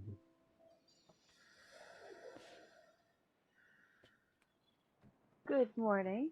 Let's go. Is this one of those awkward mornings where everybody just doesn't really want to talk about what happened last night, but you know that you should? There's nothing to say, but it's like it's for Allie, it's more a matter of she's trying to distract from the process, because like her own processing by the cocoon of hair with an eye hole in front of her and just being like, um, Astrid says she's okay. Oh, okay. Yelling, she's just waking It was a up. good alarm clock. It was a good alarm clock kind of thing. So yeah, I am sorry. no, no, it's good. I needed to get up anyway. You're very nice. I do have something. I have new information if you want it, Hmm. since Ooh. we're in a Always safe good to place. know. Yeah. So Ellie pulls out her notebook. I guess it's not like maybe it's not gonna help us too much. But I found so yesterday when I left, you guys on the other side of the river, and I came back here. I went and I talked to Borath, and he actually gave me some information about the whole like Church of the Dawn shtick, and I know what they want. And That- that would be me. And the reason why they want me is because apparently they need me and my mom at the same time to bring the eldritch monster thing from another plane that they worship, because it's not actually a light or a god that they worship. It's apparently some kind of like weird eldritch monster. And apparently, according to Borat, because he's been around for a while, um and I guess like there's been many Crimson Ladies, but like my mom is the one that's successful or whatever. And I guess like um I guess like my line is supposed to keep that thing from coming here, and that's why they hunted us down. Wow. That is that is crazy a lot. It is a lot. I always wanted to be special. I don't want to be special anymore. It's not fun. But yeah. So, cause like, so fun fact. I don't know if you guys knew this or not, but like everyone in my family is born like assigned female at birth and a tiefling. Like it doesn't matter. Like my dad's a human. Um, but like we're all like Hmm. AFAB tieflings. Um, So, so if is it that you? It's probably not important, but is it that your mother down the whole like your all your mothers just never have like what you don't have any brothers or uncles? I do, but they were like assigned like they were announced as like females when they were born, and then they realized they were. Oh, All right, so oh, Yes. yeah, a lot of I know a lot of families are patriarchal in the lineage, but my family is not. Like Duskfire it's not my dad's name or anything, because it seems like a thing like in Sayre for like to take the man's name and stuff. Um, but that's not how it works, and it like my one I think like my great great grandfather or something was an orc. I don't remember, but like we're all just tieflings. Um, so I'm assuming there's correlation there. Hmm. But yeah, so that's why they want to do this stuff. So they want to bring a like an eldritch thingy that's locked away on some other plane, and they want to bring it here. And they need me to do it because they already have my mom. So so should we not be bringing you to the cathedral when we go? Like, we don't want them. Like, what do they need you? Do they need to like dissect you or something? Borath said, because like there was some kind of like he like rattled off a prophecy thing, and I forgot what it really was, but it basically said that they need to use me and my mom at the same time. And then the guy, remember the witch hunter, in the temp or the ruin in up north, he said that the light wants mother and child as one. So I don't think they're taking me apart. I don't know if they need me physically. I don't know if it's like a magic thing or a soul thing, but I just know that like that's Because, like, so when they took my mom 20 years ago, I thought it was, like, a random, like, oh, there's a witch in town. Because, like, she was a witch in town. So I thought they just took her because of that. But I guess it was more, specific. So, yeah, but now we know a little bit about what they want. And we could use me as bait. No. No, Nish, no. Mm-mm. Oh no. Okay. Even Nori's like, no, no. I feel I like was about to Ashley say, would how have does said that, Nori and feel Nori would about- have been like, Yeah, I'm not Aaron. no, but that's it, yeah. Yeah. But yeah, so Okay. We can put a pin on the bait idea. We need a pin board. we do. We should probably figure out our next step for today. Raskin, Yes. considering the Duchess wanted to be a shield maiden but wasn't, and we have a hard time. Sword maiden, not shield maiden. Completely Sword different. maiden. I'm sorry. It's the first thing in the morning. I haven't finished my tea. And we're having a hard time reaching the Duchess at the moment because of the council. Would it be easier first thing in the morning to maybe slip through to the Duchess, or would it be better to go to the Sword Maidens and get their support before we go attempt the Duchess? Sword maidens are independent of political structure. So, where sword maidens go, no one can stop because sword maidens have greater calling. They are the true justice of this land.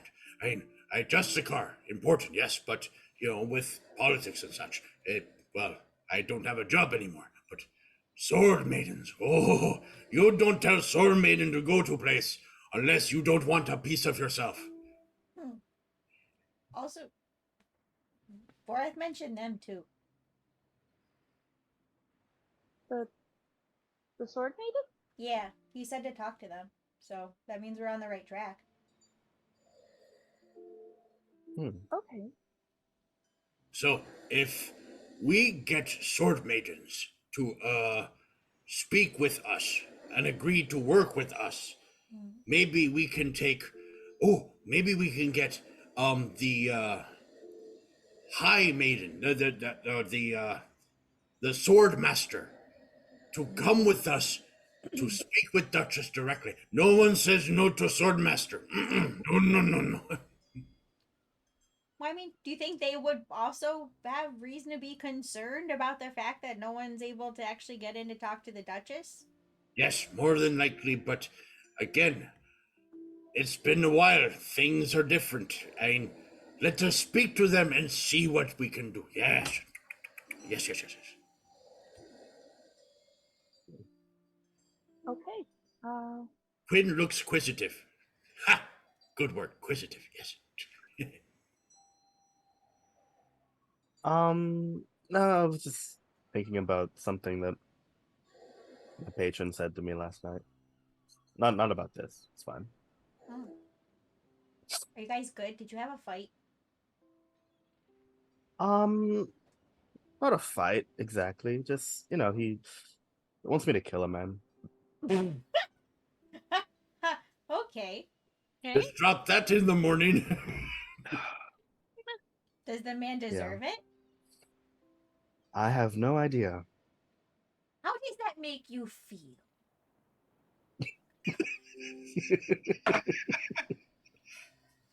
All right, hold up. So Quinn, how that makes you feel? Well, it all started with my father.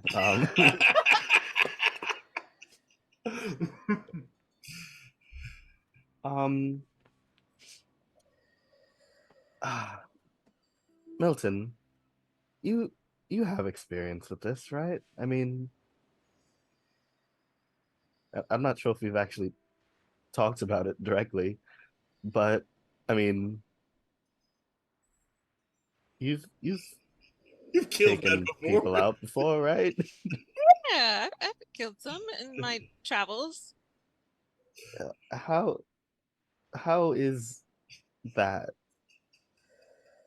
I mean, because obviously, like we've gotten in fights before, but Mhm. I've never sought someone out with the express purpose of.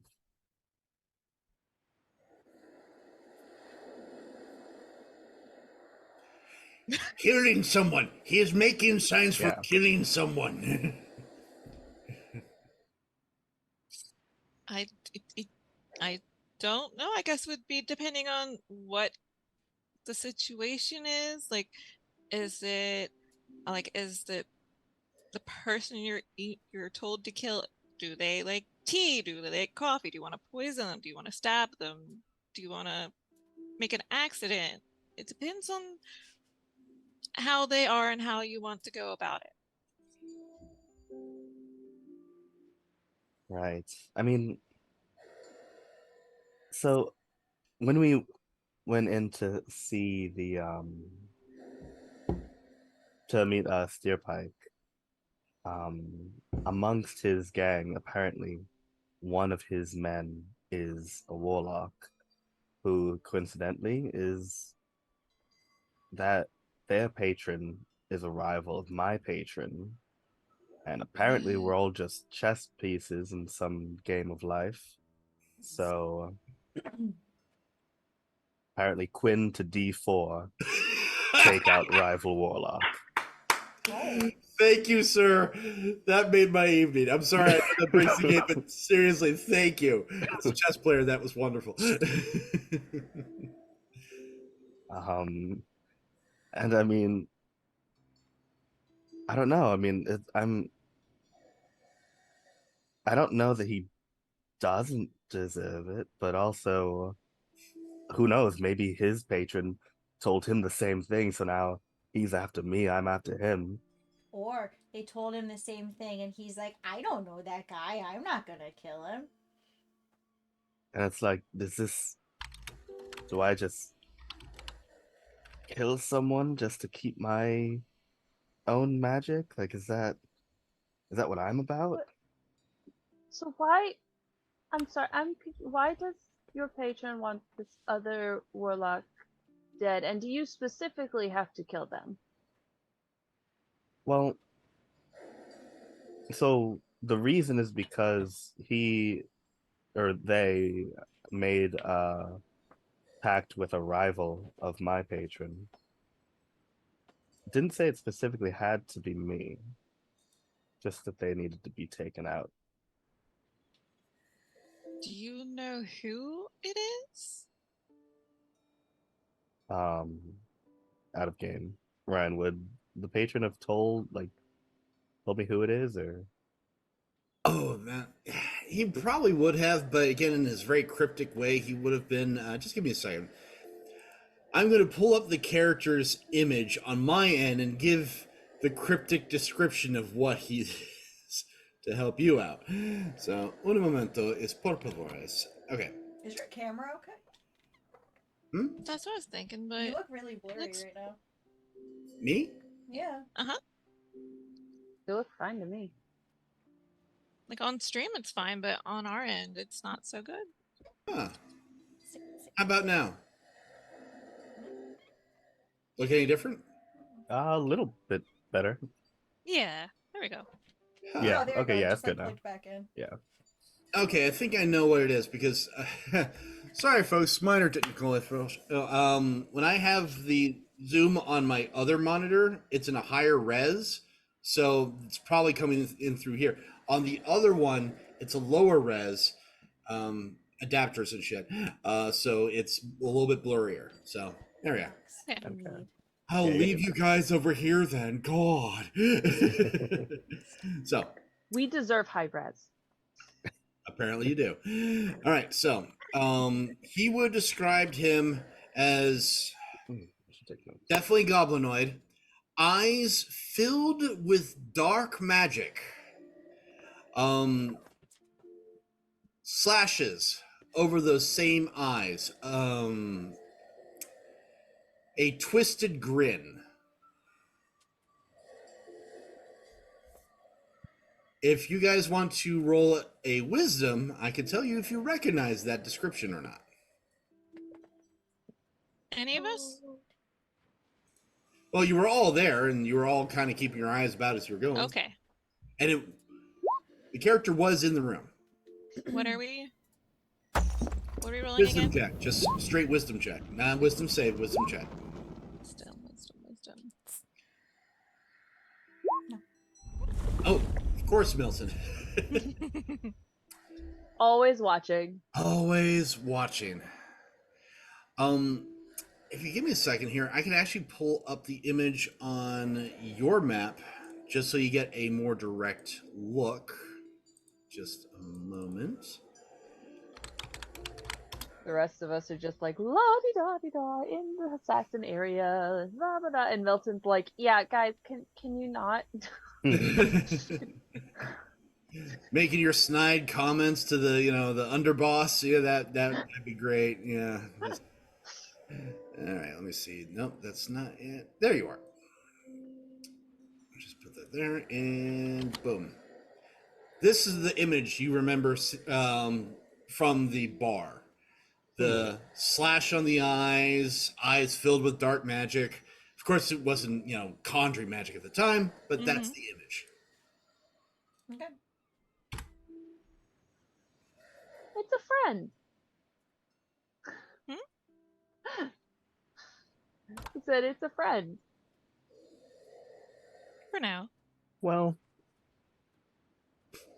Allegedly. Allegedly. So, you have all had your breakfast. You've discussed your various traumas and the fact that you haven't discussed traumas in certain ways, depending on who you are. Do you guys head out? All right. I think so, yeah. Raskin, of course, will lead the way and will lead you all up to the Maiden's Glade. Past the Blue District, past the library, Galen, all the way up here. Nope.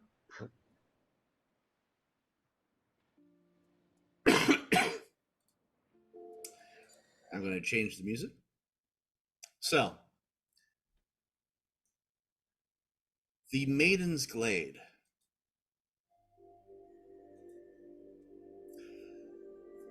Much of Galen, if not all of it, is urbanized. Paved streets, cobbled stone, a couple of trees here and there, for general aesthetic purposes. But upon reaching the Maiden's Glade, this is old woods. Probably was here before Galen was even the idea of some farmer in the far distant past.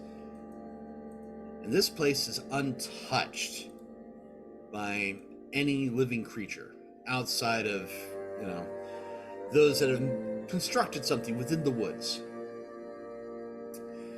The air is filled with wild magic. Upon entering the woods, you can feel as if fey creatures are nearby, but you can't see them, just out the periphery of the eye. Definitely something there. This place feels like a shifted world difference from the rest of Galen. The sounds of the sea remain, but the sounds of commerce and people is drowned out and gone. This feels like a world pulled out of time. And there is a path that you are able to take into the wood. It doesn't take you long. It's a very pleasurable trip. But you make your way to the Temple of the Maiden. You can put your characters here, please.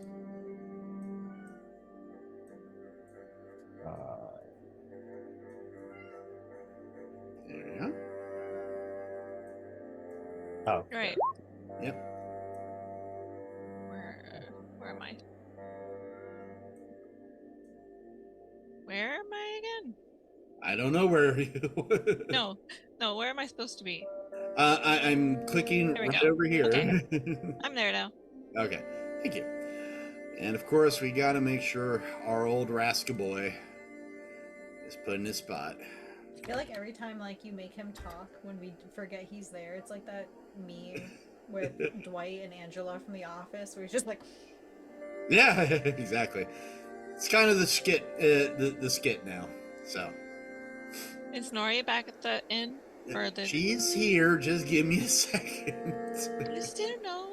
And uh, I'm hoping nobody saw Astrid on the way over here. But oh shoot, yeah, Threw a big blanket on her. It's fine. she took the blanket with her.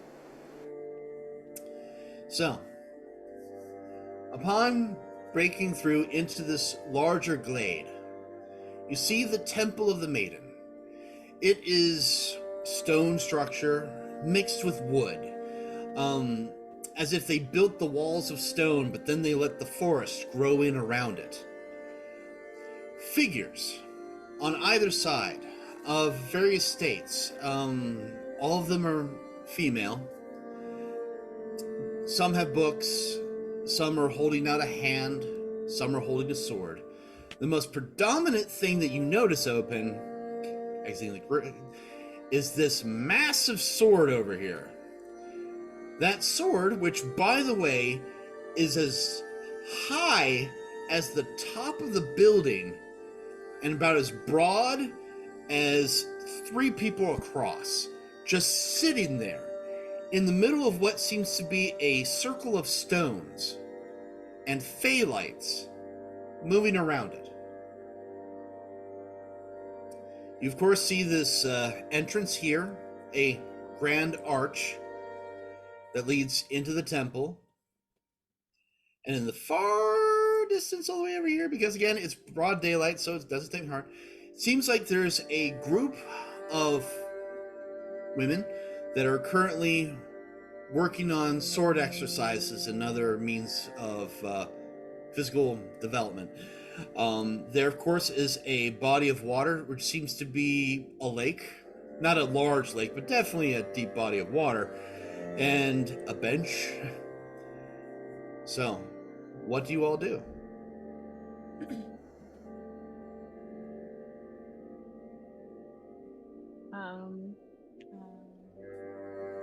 Ellie is going to turn to Raskin and just ask him if he knows any of those ladies over there that he could possibly introduce us to. Raskin is going to take a look, and because I am an evil bastard, I'm going to have the gods roll. Yes, Eldritch Horror, I am making the gods roll. You can't be angry at me. I am sorry, I do not recognize them. Well, It has been a while since I've been home. well, we need to speak to them. Quinn, you're great with talking to people and such. I am. I mean, okay, sure, yeah, I can introduce myself. You got this. It's very... So, do you all make your way over to the group over here? Yeah. All right. So, you all make your way over. Yep.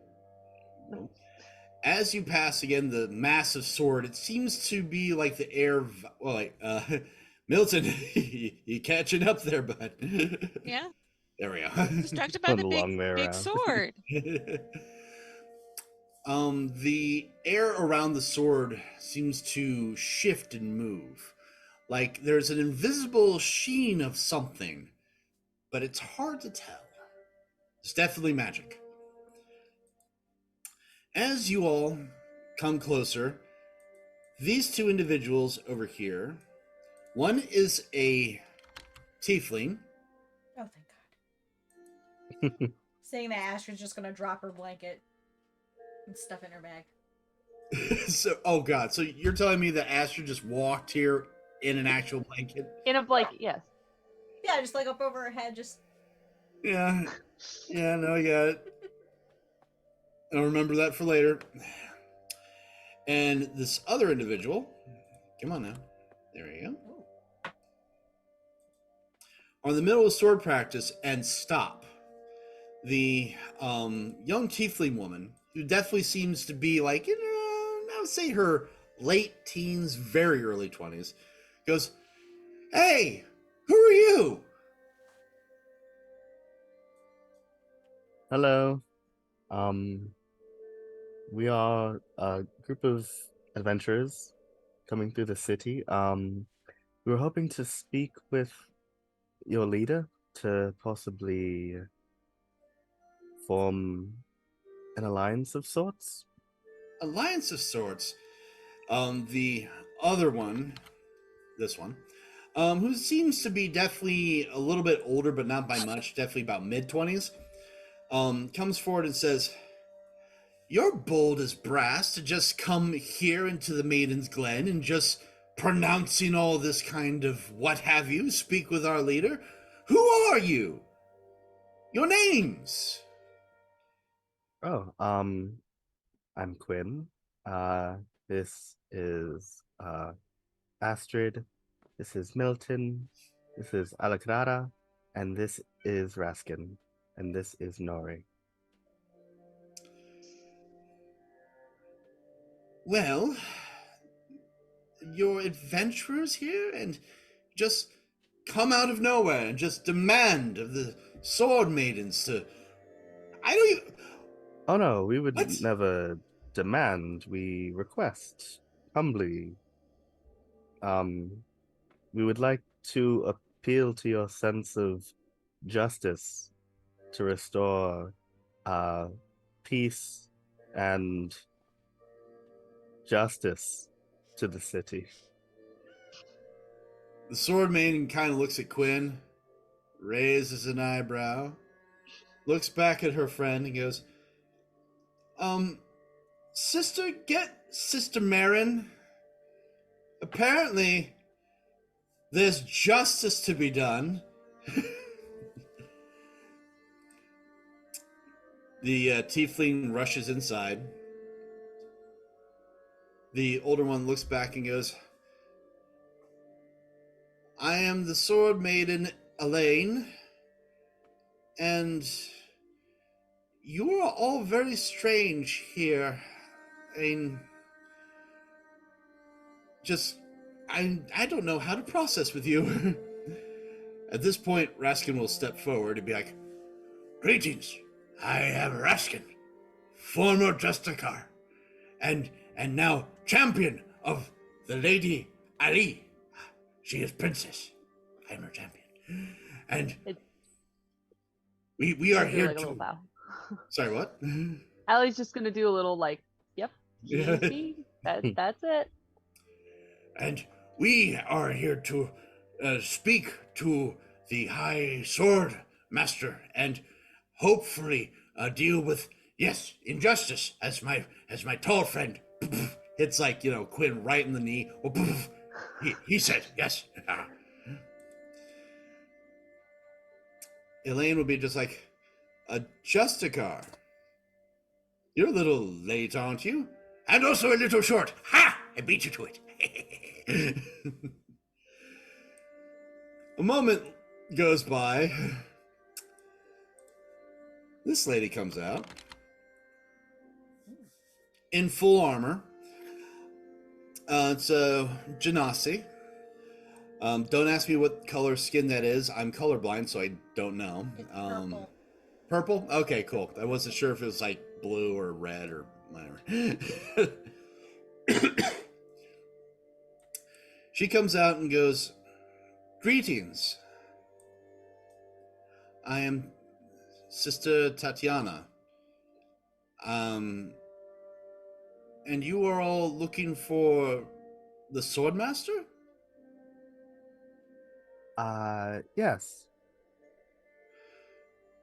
And you wish to speak with her in regards to a matter of justice. In a sense, yes. Mhm. In a sense, when there's justice, it's justice. So, what sense are you speaking of? In the sense of liberating the city from the tyrannical rule of the church and the witch hunters.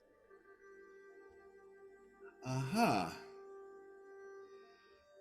She crosses her arms.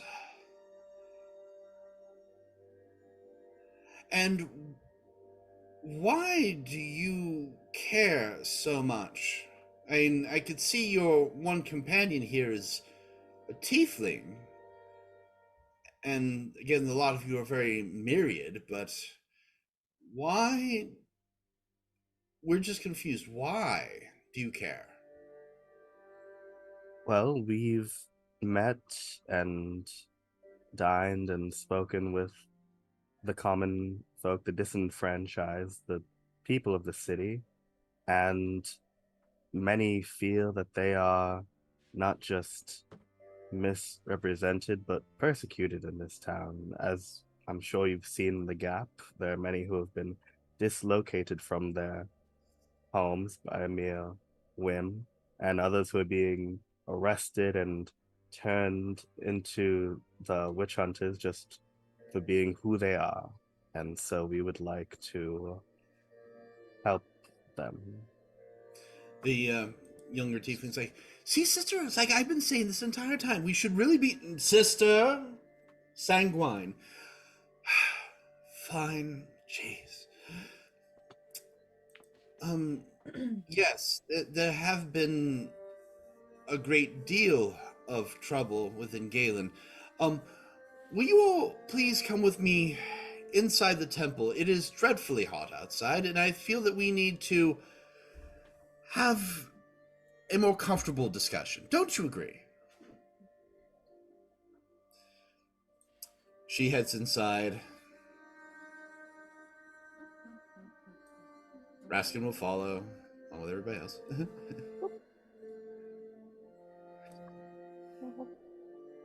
Is Milton still entranced by the sword? No, Milton's not entranced by the sword, but she is thrown off. It doesn't sound very good. The other sisters will join in.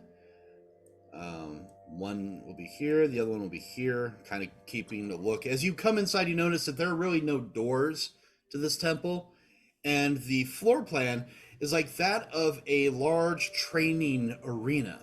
There are weapons on the walls, there are suits of armor.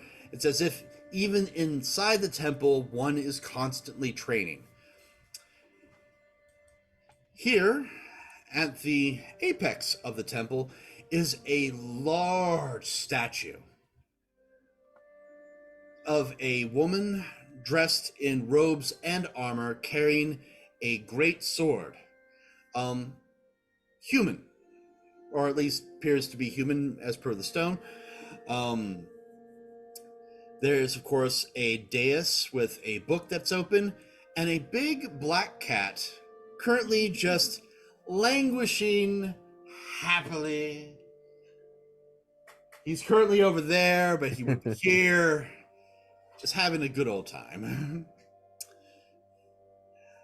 Sister Tatiana will come to the waterfall, or water fountain, excuse me. And as you all enter, goes, you're pretty bold to just come here and start talking about the problems of Galen. I can't help but feel slightly wary. You Well, speak a good game, but why are you really here? because it's not just Galen at stake. Go on. Do you know what they're really about? The Do you know what Church, their light is? the Church of the Dawn? Yes. religious fanatics grabbing at power, and there's been thousands of them in history. Well, yes, they are that, but they're the light, the thing they worship isn't a god or anything benevolent. They're working to try to bring forth an eldritch being from another plane, one that has been locked away for a very long time. And they're currently, as we speak, plotting to do that. I'm pretty sure they're also going to try to kill the king. So. That is a great amount of assumption. It's not assumption. What evidence do you have?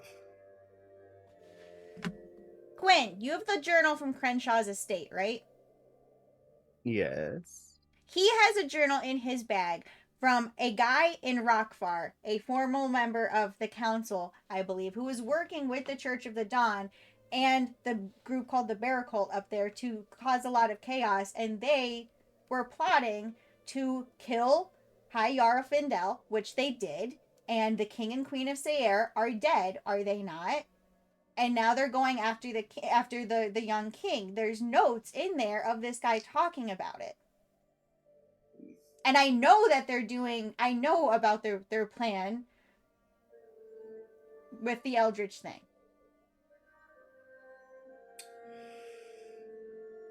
Notes can be forged.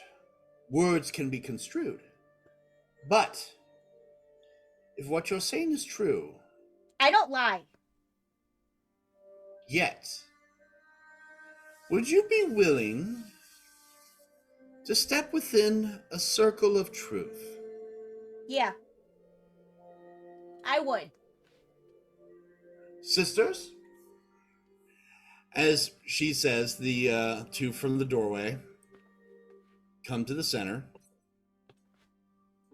And they form, well, and I can't really do a form or circle in a square of space, but they form a circle. And Tatiana points her sword in the center. It's like, if you are so filled with honesty and truthfulness, then stand in the center, and we shall see if what you say is true. Fine. I don't lie, she repeats herself. I am uncomfortably honest. Mhm. All right. So, as she gets in to be uncomfortably honest, I'm going to change. We need appropriate music for this. Here we go. There. As she steps into the group, the sisters all draw their blades. Each one has a different type of blade. One has a rapier, one has a broadsword, one has a long sword, the other one has more like a pirate cutlass. They cross to their face and then point to the other. And as they do, a line of energy forms, creating a circle around Astrid. Anyone that disrupts the circle will be killed. Truth will out, as it will always be. Truth, then another one says honor, the other says justice. The last one says heart. A shift of energies in the room, circling Astrid. Tatiana looks at Astrid directly and says, first, why do you care if the church is destroyed?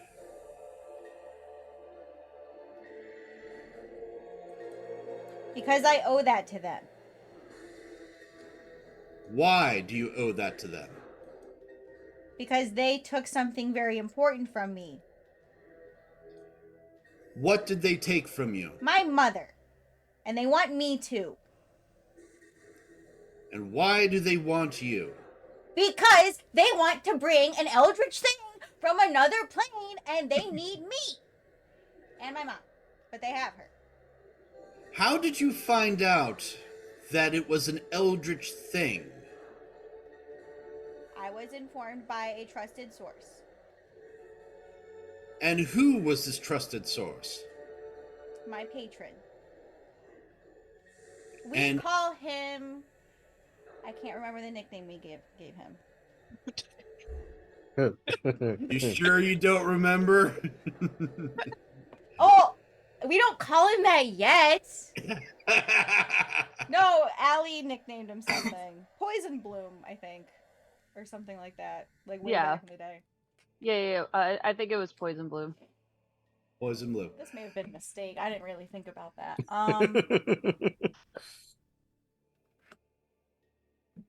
And how does your patron Poison Bloom know this to be true? Because he's been helping keep it where it is. Is Poison Bloom your patron's true name? No. What is your patron's true name? If you want to try to resist, you're going to have to roll a wisdom save. Are there consequences for attempting to resist? Depends on your wisdom save. If you make it, you're able to beat the magic, but if you don't, you'll be forced to say it. Okay. I have inspiration! I have inspiration. Fine. I didn't... There we go. All right. The magic fluctuates. Your mind, as if almost being pulled to say the truth. Say the word. Say the word. Say who it is. Then that other voice then, honestly, it's up to you, dear.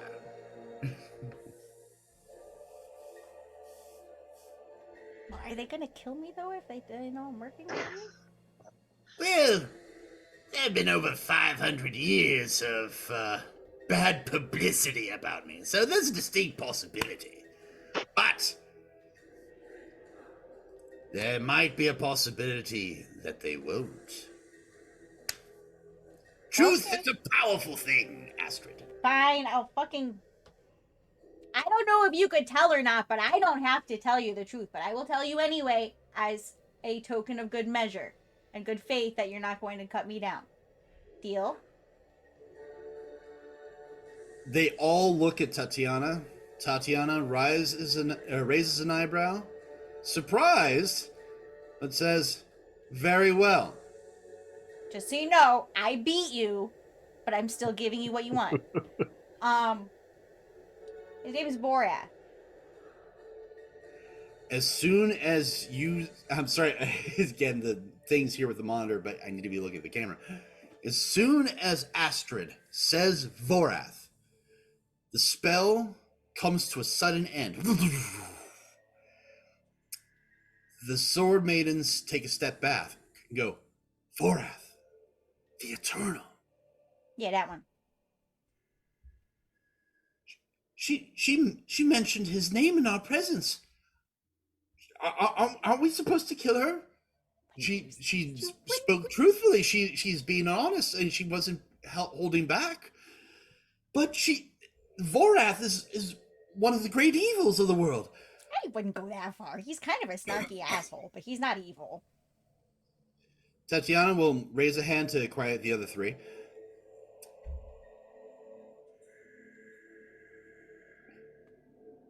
You survived the circle of truth. Told you so. And as disturbing as it is, we cannot just simply deny what you say is true, but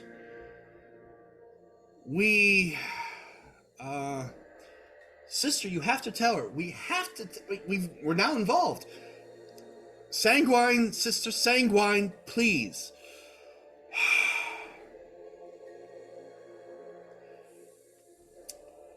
We can't do anything. What do you mean? What do you mean you can't do anything? Like, you can't do anything like to me? You can't do anything to help fix things? As per our laws of our faith, laws of becoming a sword maiden.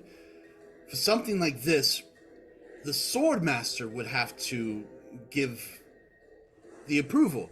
The sword master, who is directly connected to the maiden herself.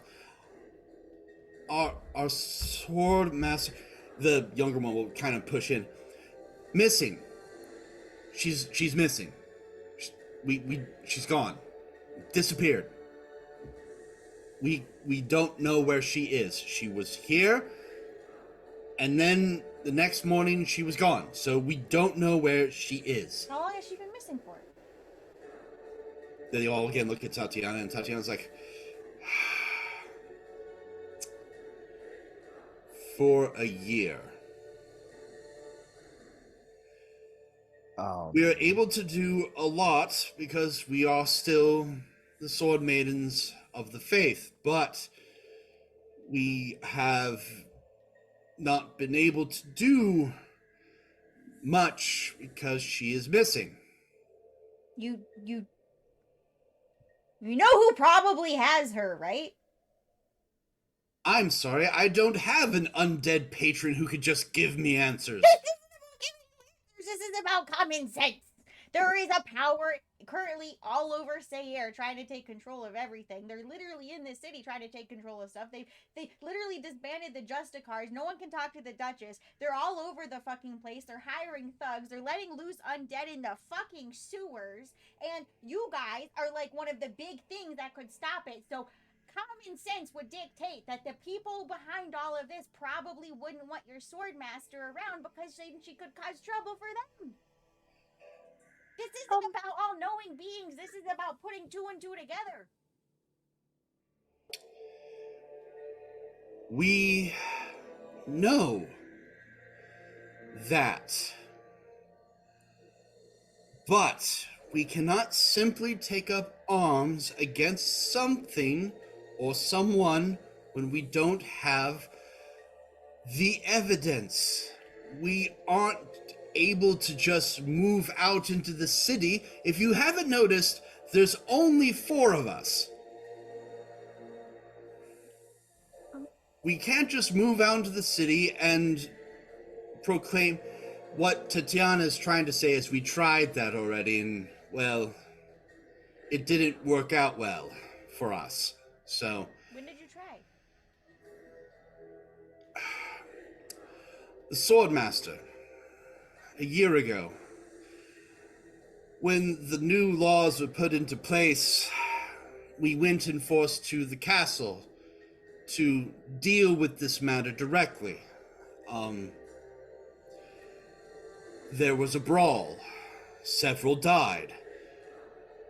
None of us, but several died, and unfortunately, well, 5 of us against the entire city guard to keep peace within the city. We came back here. The Swordmaster was making plans with other groups. She didn't tell us, but with other groups to resolve this in a more direct manner, and that's when she disappeared. Yeah, they definitely took her. Is this her desk, or does she have like an office or a room? Oh, we don't really have rooms per se. I mean, we are of nature and of the magic world. We sleep where we will. We don't really have offices. It's all up here.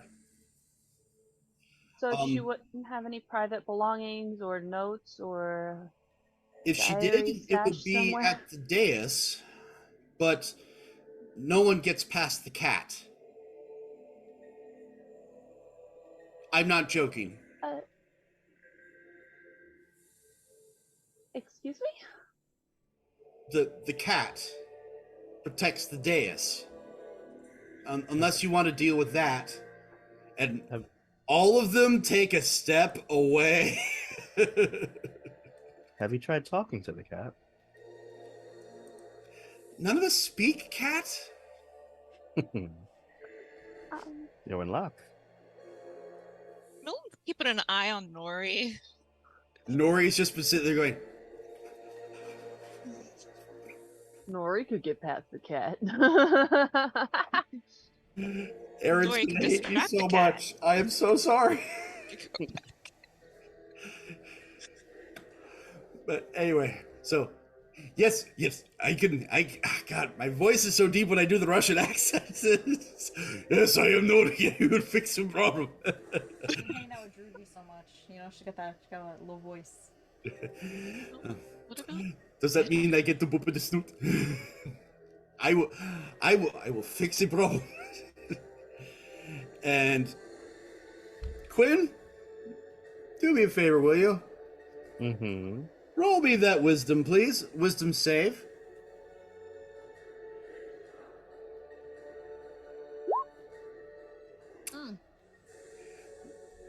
Your instinct is to say, I can talk to animals, but right now you're like, maybe I should let Nori handle this one. I'll be So right there for support. Nori comes over. As she does, the cat that had been kind of lounging kind of looks up, rolls, and gets up. And you'll notice it's like very strange fluid motion for a cat. Like, you know, almost as if someone was pretending to be a cat to get up as a cat. Cats are made of water. This is kinetic sand. So, please forgive what's about to happen next. What everybody hears, meow, meow, meow, meow, meow, meow, meow, meow, meow, meow, meow, meow. Rolls back over, exposes tummy. The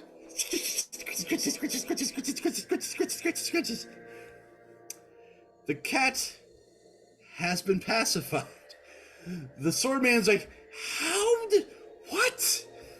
What? Nori is especially gifted with animals. Mm-hmm. And you hear one of them go, that's not an animal, that's a killer. That's a predator. It's just blooping. Bloop, bloop, bloop, bloop, So is Nori. The cat is completely sedated with Nori there, so if you want to inspect the dais, you may. Yeah. Inspection? Oh. Investigation? Investigate, yes. Who's $2. investigating? I got a +8. Let's see what I get. Sweet. Can we all investigate? Well, yeah, I thought. Oh, everybody okay. would investigate. Oh, okay. Alright. Does a Ooh. 27 hit? Ooh. So not 20 hit? Okay, here's what happens. Everybody investigates the shit out of this thing. But different things happen at different times. So, first off, Allie, upon coming up, like, oh, wow, this is actual face script. I mean, it's Elven is a derivative of it, but this is like face stone. Wow, that's kind of crazy. Like pulled from the Feywilds and brought here. Quinn, upon getting around the dais, you see the book in front of you because your eye, hey, book, baba. It's not just simply a scroll of text of holy, words and things like that, but within the margins are notes, times, locations. Monsignor pops up once in a while. It's like someone was writing notes in the spaces in between. Milton, as you are investigating, again, rolling that natural 20, you find a lever or a panel, press in. It's a list. You pull it out and you look it over. It's a list of names and locations and friend or foe next to it. Duchess, friend, 8 o'clock. Witch Hunter General Duquesne, enemy, obvious. Councilman Trek, enemy. Councilwoman Tareen, enemy. Councilman Varric, friend. Dwarven Room Master, friend question mark? And then it goes down the line. And you even see at the very end, safe house, bottomless, check mark. Astrid. Oh, Astrid. Did I find $1? You found A money. whole I dollar. found money. It's great. You can now go get an ice cream. But no. Astrid, upon going around the dais, looks over at the statue. Huh. Wouldn't it be just funny if presses down on well, actually no, hair forms an elbow, presses down as she leans.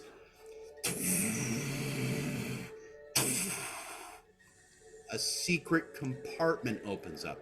Everybody start going, what?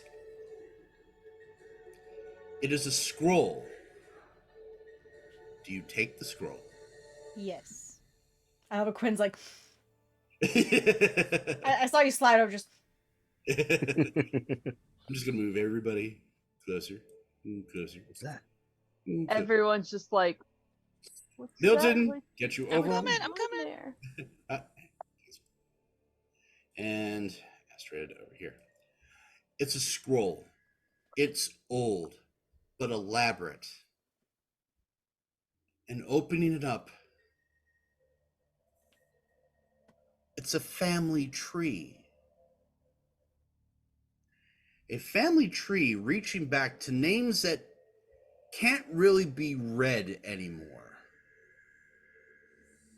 But it goes down the line and ends up on a very familiar name. Can you guess?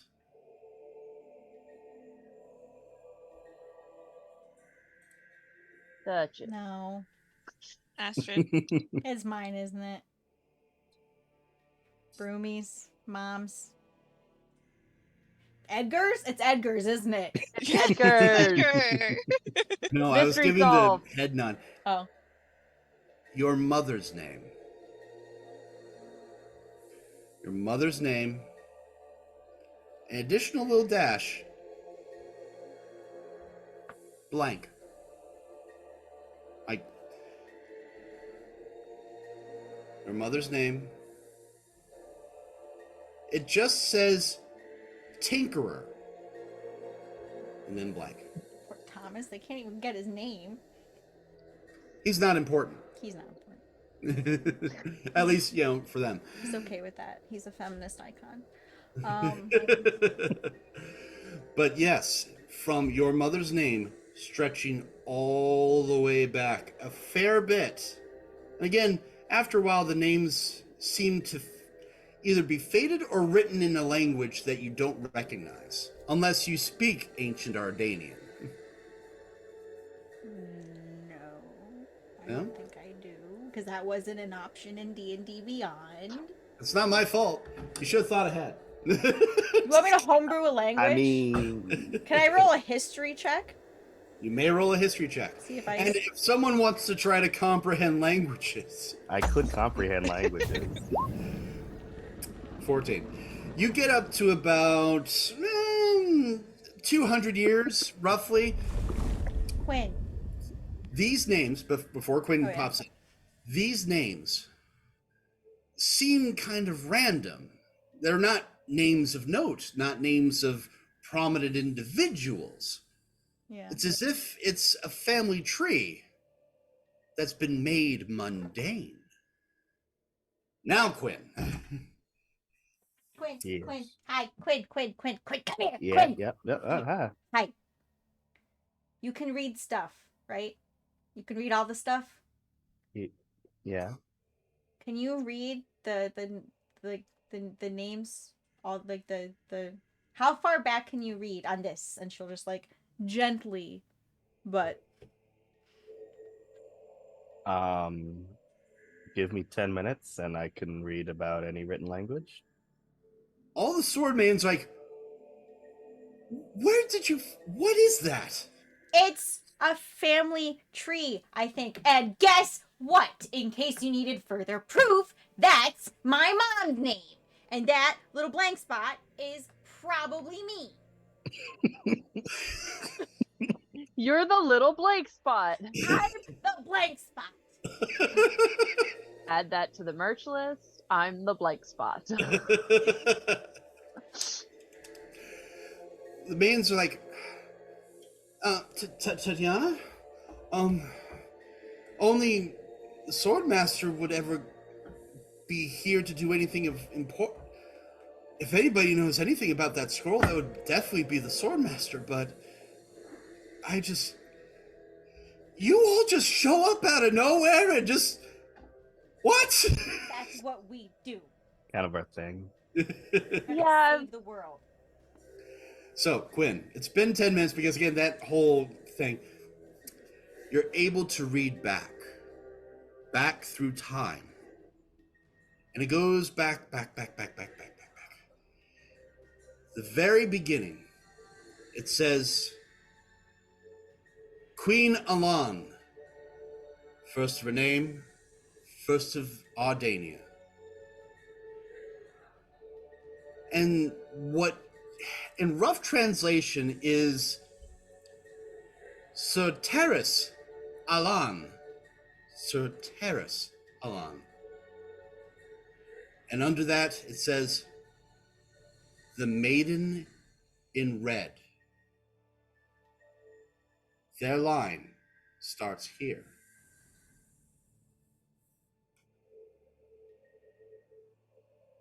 So she was the first one. So, Astrid, you're a descendant of a line that comes from you said like the first queen of Ardania? Yep. And the Maiden in Red? The Maiden in Red. And when you say the Maiden in Red, the others are like, the Maiden in Red is the first name of the maiden from the older texts. No. No. So you were like sisters, but like super distant. So she was the first Crimson Lady. She was the one that No. If you're thinking of the Crimson Lady from the Church of the Dawn, no. No, I Dawn, don't mean like what they're using her for. I it mean corrupted that. yeah, no, but so that's what I mean though, is she the thing that I'm telling you about, the thing that Vorath warned me about. She must have been the one to seal it away, right? Those are ancient secrets even all of us don't know. The Swordmaster would know more. But the old tales of the Maiden in Red and the Queen of Ardania, that's folklore. She defeated a great demon and sealed it away. And oh, There we go. Just put them together. Just like it. There we go.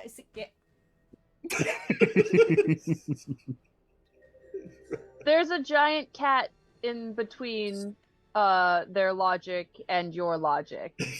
Just move the big cat. They're distracted by the cat. You see? So she was the one that did the thing. It don't make sense because like if this is true, which I don't know who would forge all this, like spend all this time doing this long ago, but like it.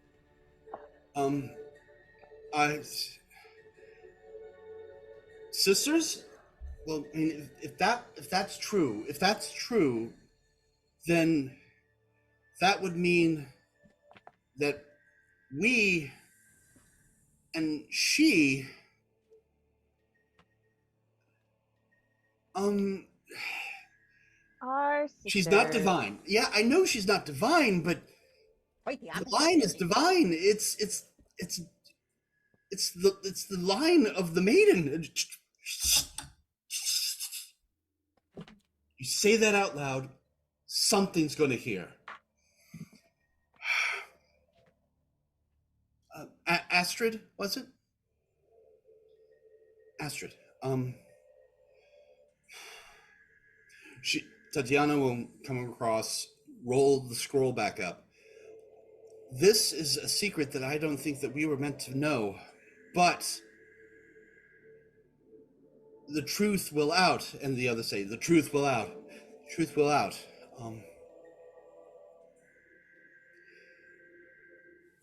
We, the sword maidens of the faith, in remembrance of the maiden who sacrificed much for our world, will assist you. But we will need the sword master, even with the four of us.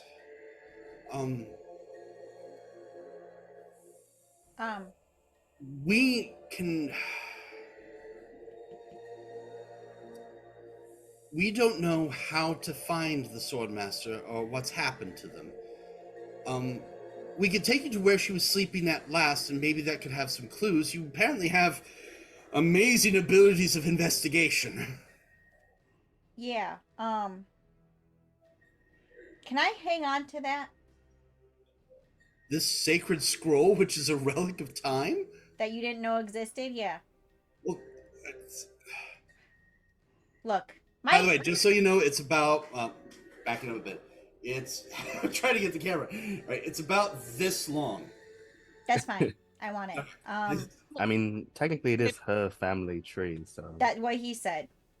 Look, I need. No offense. I mean this in the nicest way possible. I need to go over this with people who are a little quicker on putting stuff together. And not all of those people are here.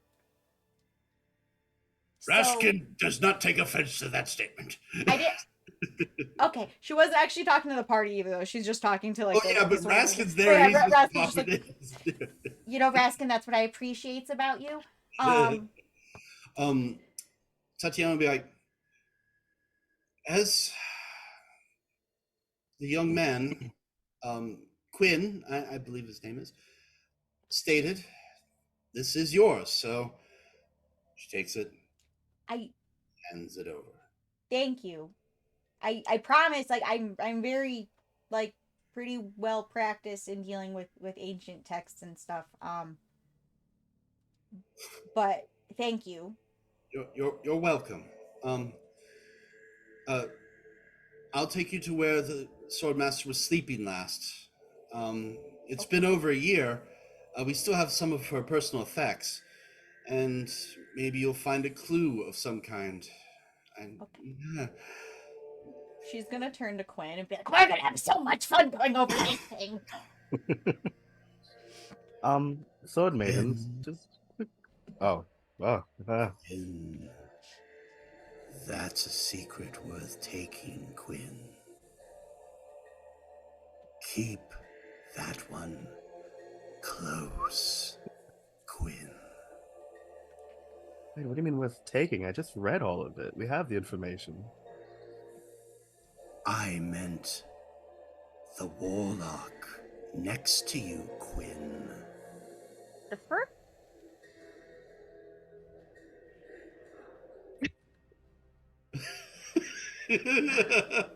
You just see Quinn just starting to look at it up and down. Like, I want them to be friends so bad, but his patron's so fucking creepy.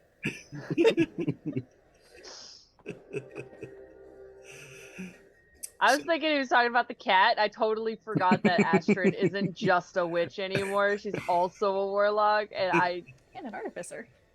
just everything. And I was just, my brain went, the cat's a warlock. The cat's probably cat's the patron. I'm like halfway through this bottle of wine, guys. Like, that is beautiful. Love that for you. Tatiana will lead you to where uh, the Swordmaster had been sleeping a year ago. It's kind of this alcove, which seems a little bit more personalized than everything else. So it definitely seems like this was her place to sleep. Nothing's been disturbed in all that time. It's as if they've been kind of making sure that nothing's been touched. If you wish, you can make an investigation roll. See what you find. Just not intimidation. I'm not trying to scare the bed. Oh. Yeah. So, starting with Quinn. Quinn just keeps looking at Astrid. Just, yeah. This whole time, dude. This whole time. I mean, not this whole time, but, you know, you don't know that. Couple weeks, right? A few weeks. So, Astrid. Yeah. Upon investigating, you're finding a couple of accoutrements, a couple of things here and there. Oh, and an interesting little device. Looks like a little hat and little mechanical feet, Oh. as if made by a tinkerer. Oh. And flipping on the feet, T. Would I recognize things about it? Your father, like all craftsmen, put his signature on things he made. And for him, it was a simple T.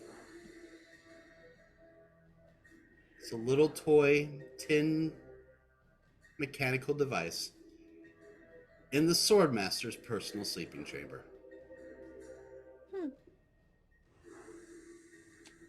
I'm gonna keep this. This is mine now.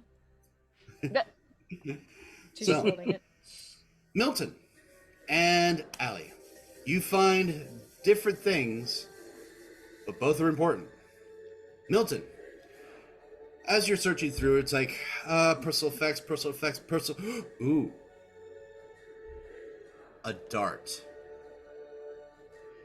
It's surprising that no one found this before, but it looks like it's a dart that is made to look like trash. It's a dart that's disguised to not be noticed. An assassin dart. As you look at it a little bit further,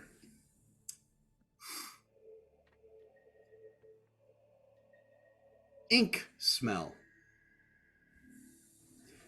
Only one person you've ever had to deal with uses a dart with an ink-like liquid for knockout.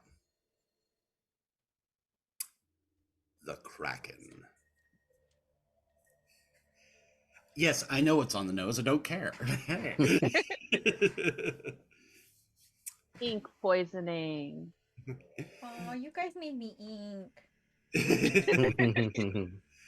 Allie, as you're searching through, you notice something with that sight of yours. It seemed to move to try to get out of your eye line. Then it moved again, and moved again, and moved again. Your hand naturally darts out and smack!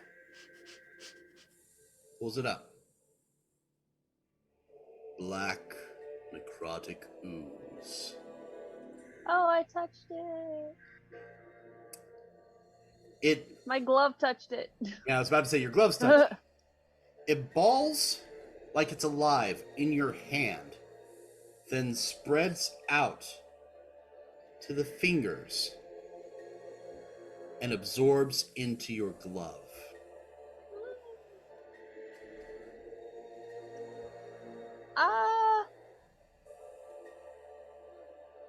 And the ooze hasn't done like that before that we've messed with.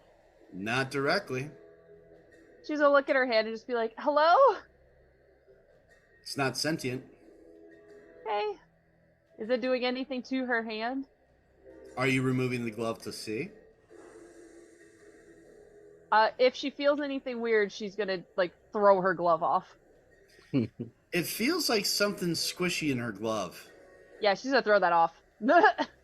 As she throws off the glove, the ooze comes out. Again, it's like a small amount, but kind of moves like it's attracted to Allie. Like shards of metal to a magnet. Oh, oh. She's gonna like walk around it, grab her glove. Astrid, Quinn. I don't know who the expert on this would be. It's necrotic, but also moving. Oh, So do you need a jar? And she's gonna rummage in her bag. For I an would empty love jar. a jar. You got a jar. She's gonna put it in a jar.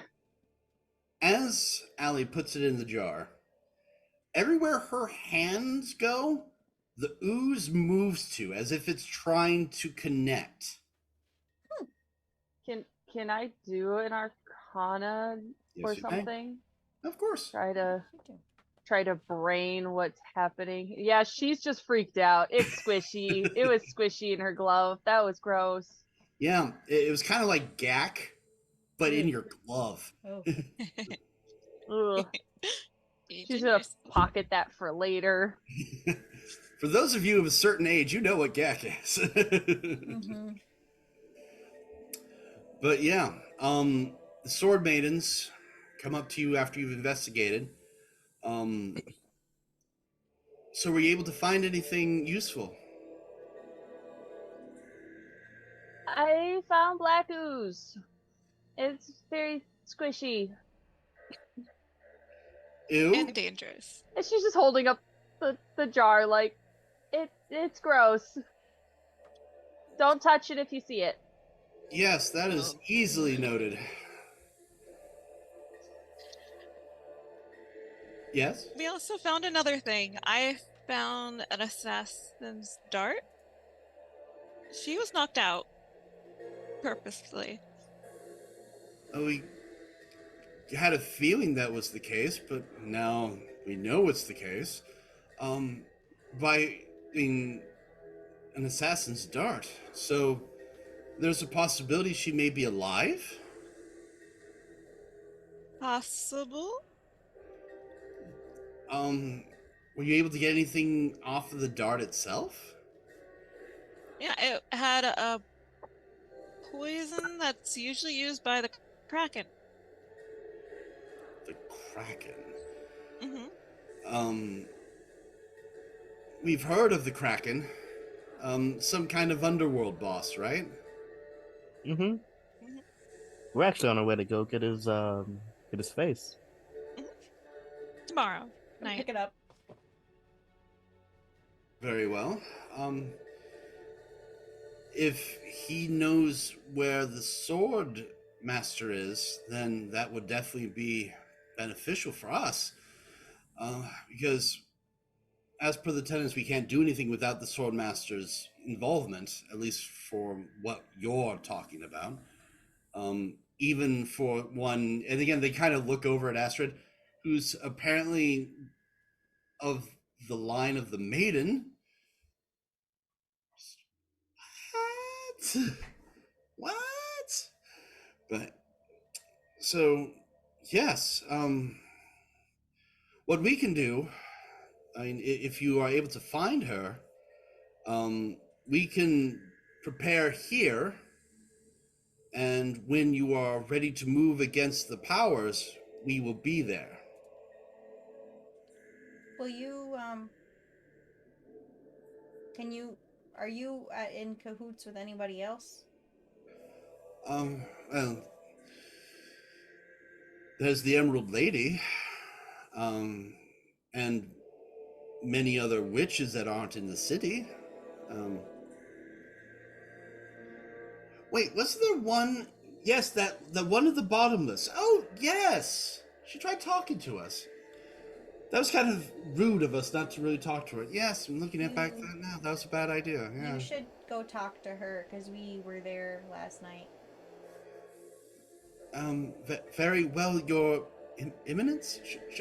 No, don't. No, no. Okay. Did you just call me an enema? Eminence. Eminence. You know, I've been called a pain in the ass before, but that's a new way to put it.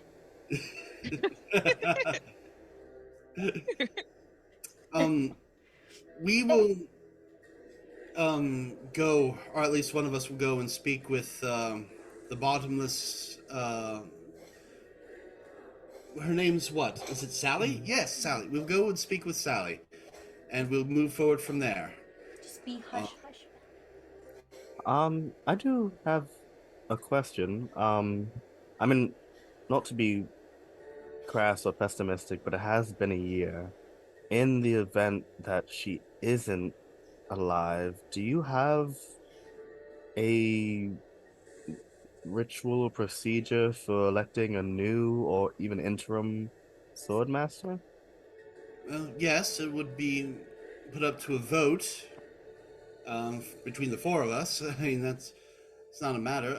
If you brought back evidence that she wasn't alive, her sword. The sword of a sword maiden cannot break. It does not tear. It does not wear. It is forever sharp because it is bound to her soul. If you could bring it back, that would show us obviously that she has passed on, and then we could move forward with our arrangements. A quick note. Since the black ooze, and she like puts in her pocket, real quick, or her pouch, was here, and there is. I mean, we have to go down anyway. There's a ziggurat where we were informed by various sources, including my own deity, is important to get cleared out. Where the ooze may have been coming from. Would one of you be willing to accompany us for an investigative measure to see if your sword maiden is there?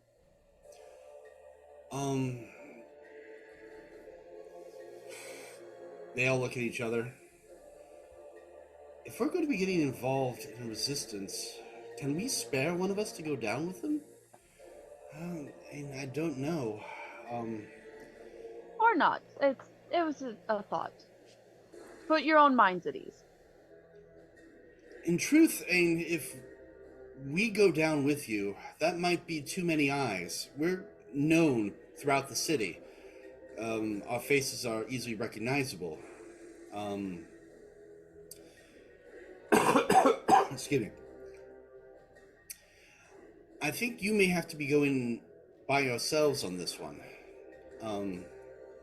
We will be assisting in getting in contact with Sally and go from there to start making sure things are prepared to remove the taint within our city. But we would have to be up here to do that. That's fine. Do you happen to know anything additional about the ziggurat itself? Maybe some history that might be helpful. We're not scholars. I don't know if it was in your stories or something. Again, the grand sword. I mean, the swordmaster would know these things. If there's anything below the city, a ziggurat, you'd have to go to possibly the library or speak to someone who's been here longer than us. And the only other ones that have been in Galen longer than us, well, those are the dwarves. Oh, of course. Yes. Um, last bit of thing that I can think of. We are planning to go speak with the Duchess shortly, and we heard that there have been some issue with that. I have a The suspicion. Duchess? Yes. Should we tell her? Well, we have to now. Yeah. Um, the Duchess is also missing. Has been as long as the Swordmaster. It's kind of another reason why we've been stuck. Oh, We. The Duchess is in charge of the city guard, but when she is not here, that falls to the city council. And again, the city guard plus the witch hunters and all of them against just the four of us. yeah. The Swordmaster told us about this the night before she disappeared herself. I imagine that's why she was planning on getting together with all these other groups that you were speaking about. Oh, well, and she kind of looks over at Raskin and the rest of the group, and she's like, Raskin's face has gone beet red with controlled rage. The tips of his ears are so red, they're on fire. well, um, Raskin, would Yes. you like to take a breath outside for a moment? Raskin, we're Maybe taking a in breath the outside. maybe in the training area for a bit. Oh, that's a great idea. Good idea. Good idea. And he heads outside, and then you hear a high pitch. Wakank, wakank, wakank, wakank, wakank.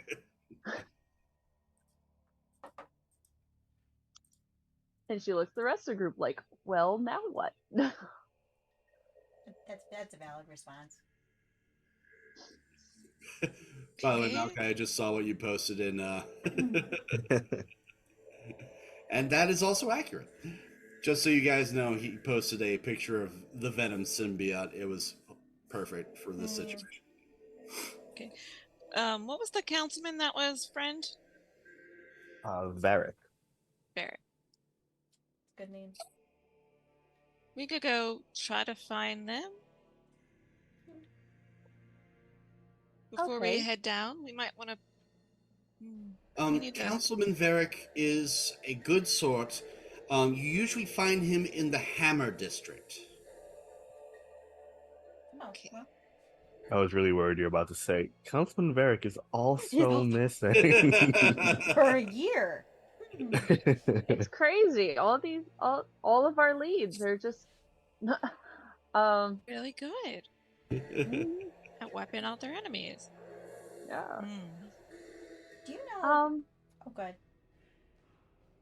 No, I was just like verbalizing, brain wheeling. Hammer. I was gonna. Do you see in the Hammer District? Do you know where I could find either get something in or use? There's a rune master type guy. Someone who Oh, the enchants dwarf. stuff. Yes, the Rune Master. Yes, he is in the smithy. Might be sober, might be. At this point, Nori just looks up and goes, "Oh yeah, he's sober." Really weird discussions. Alrighty then, because I have an idea on carrying all of our shit, so I think that might help us down the road.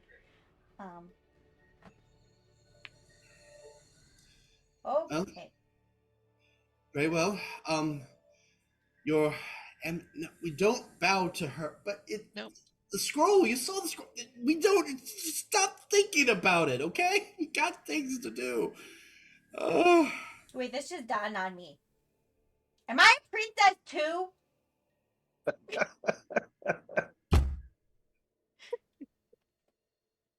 Um, We're the princesses of the dead.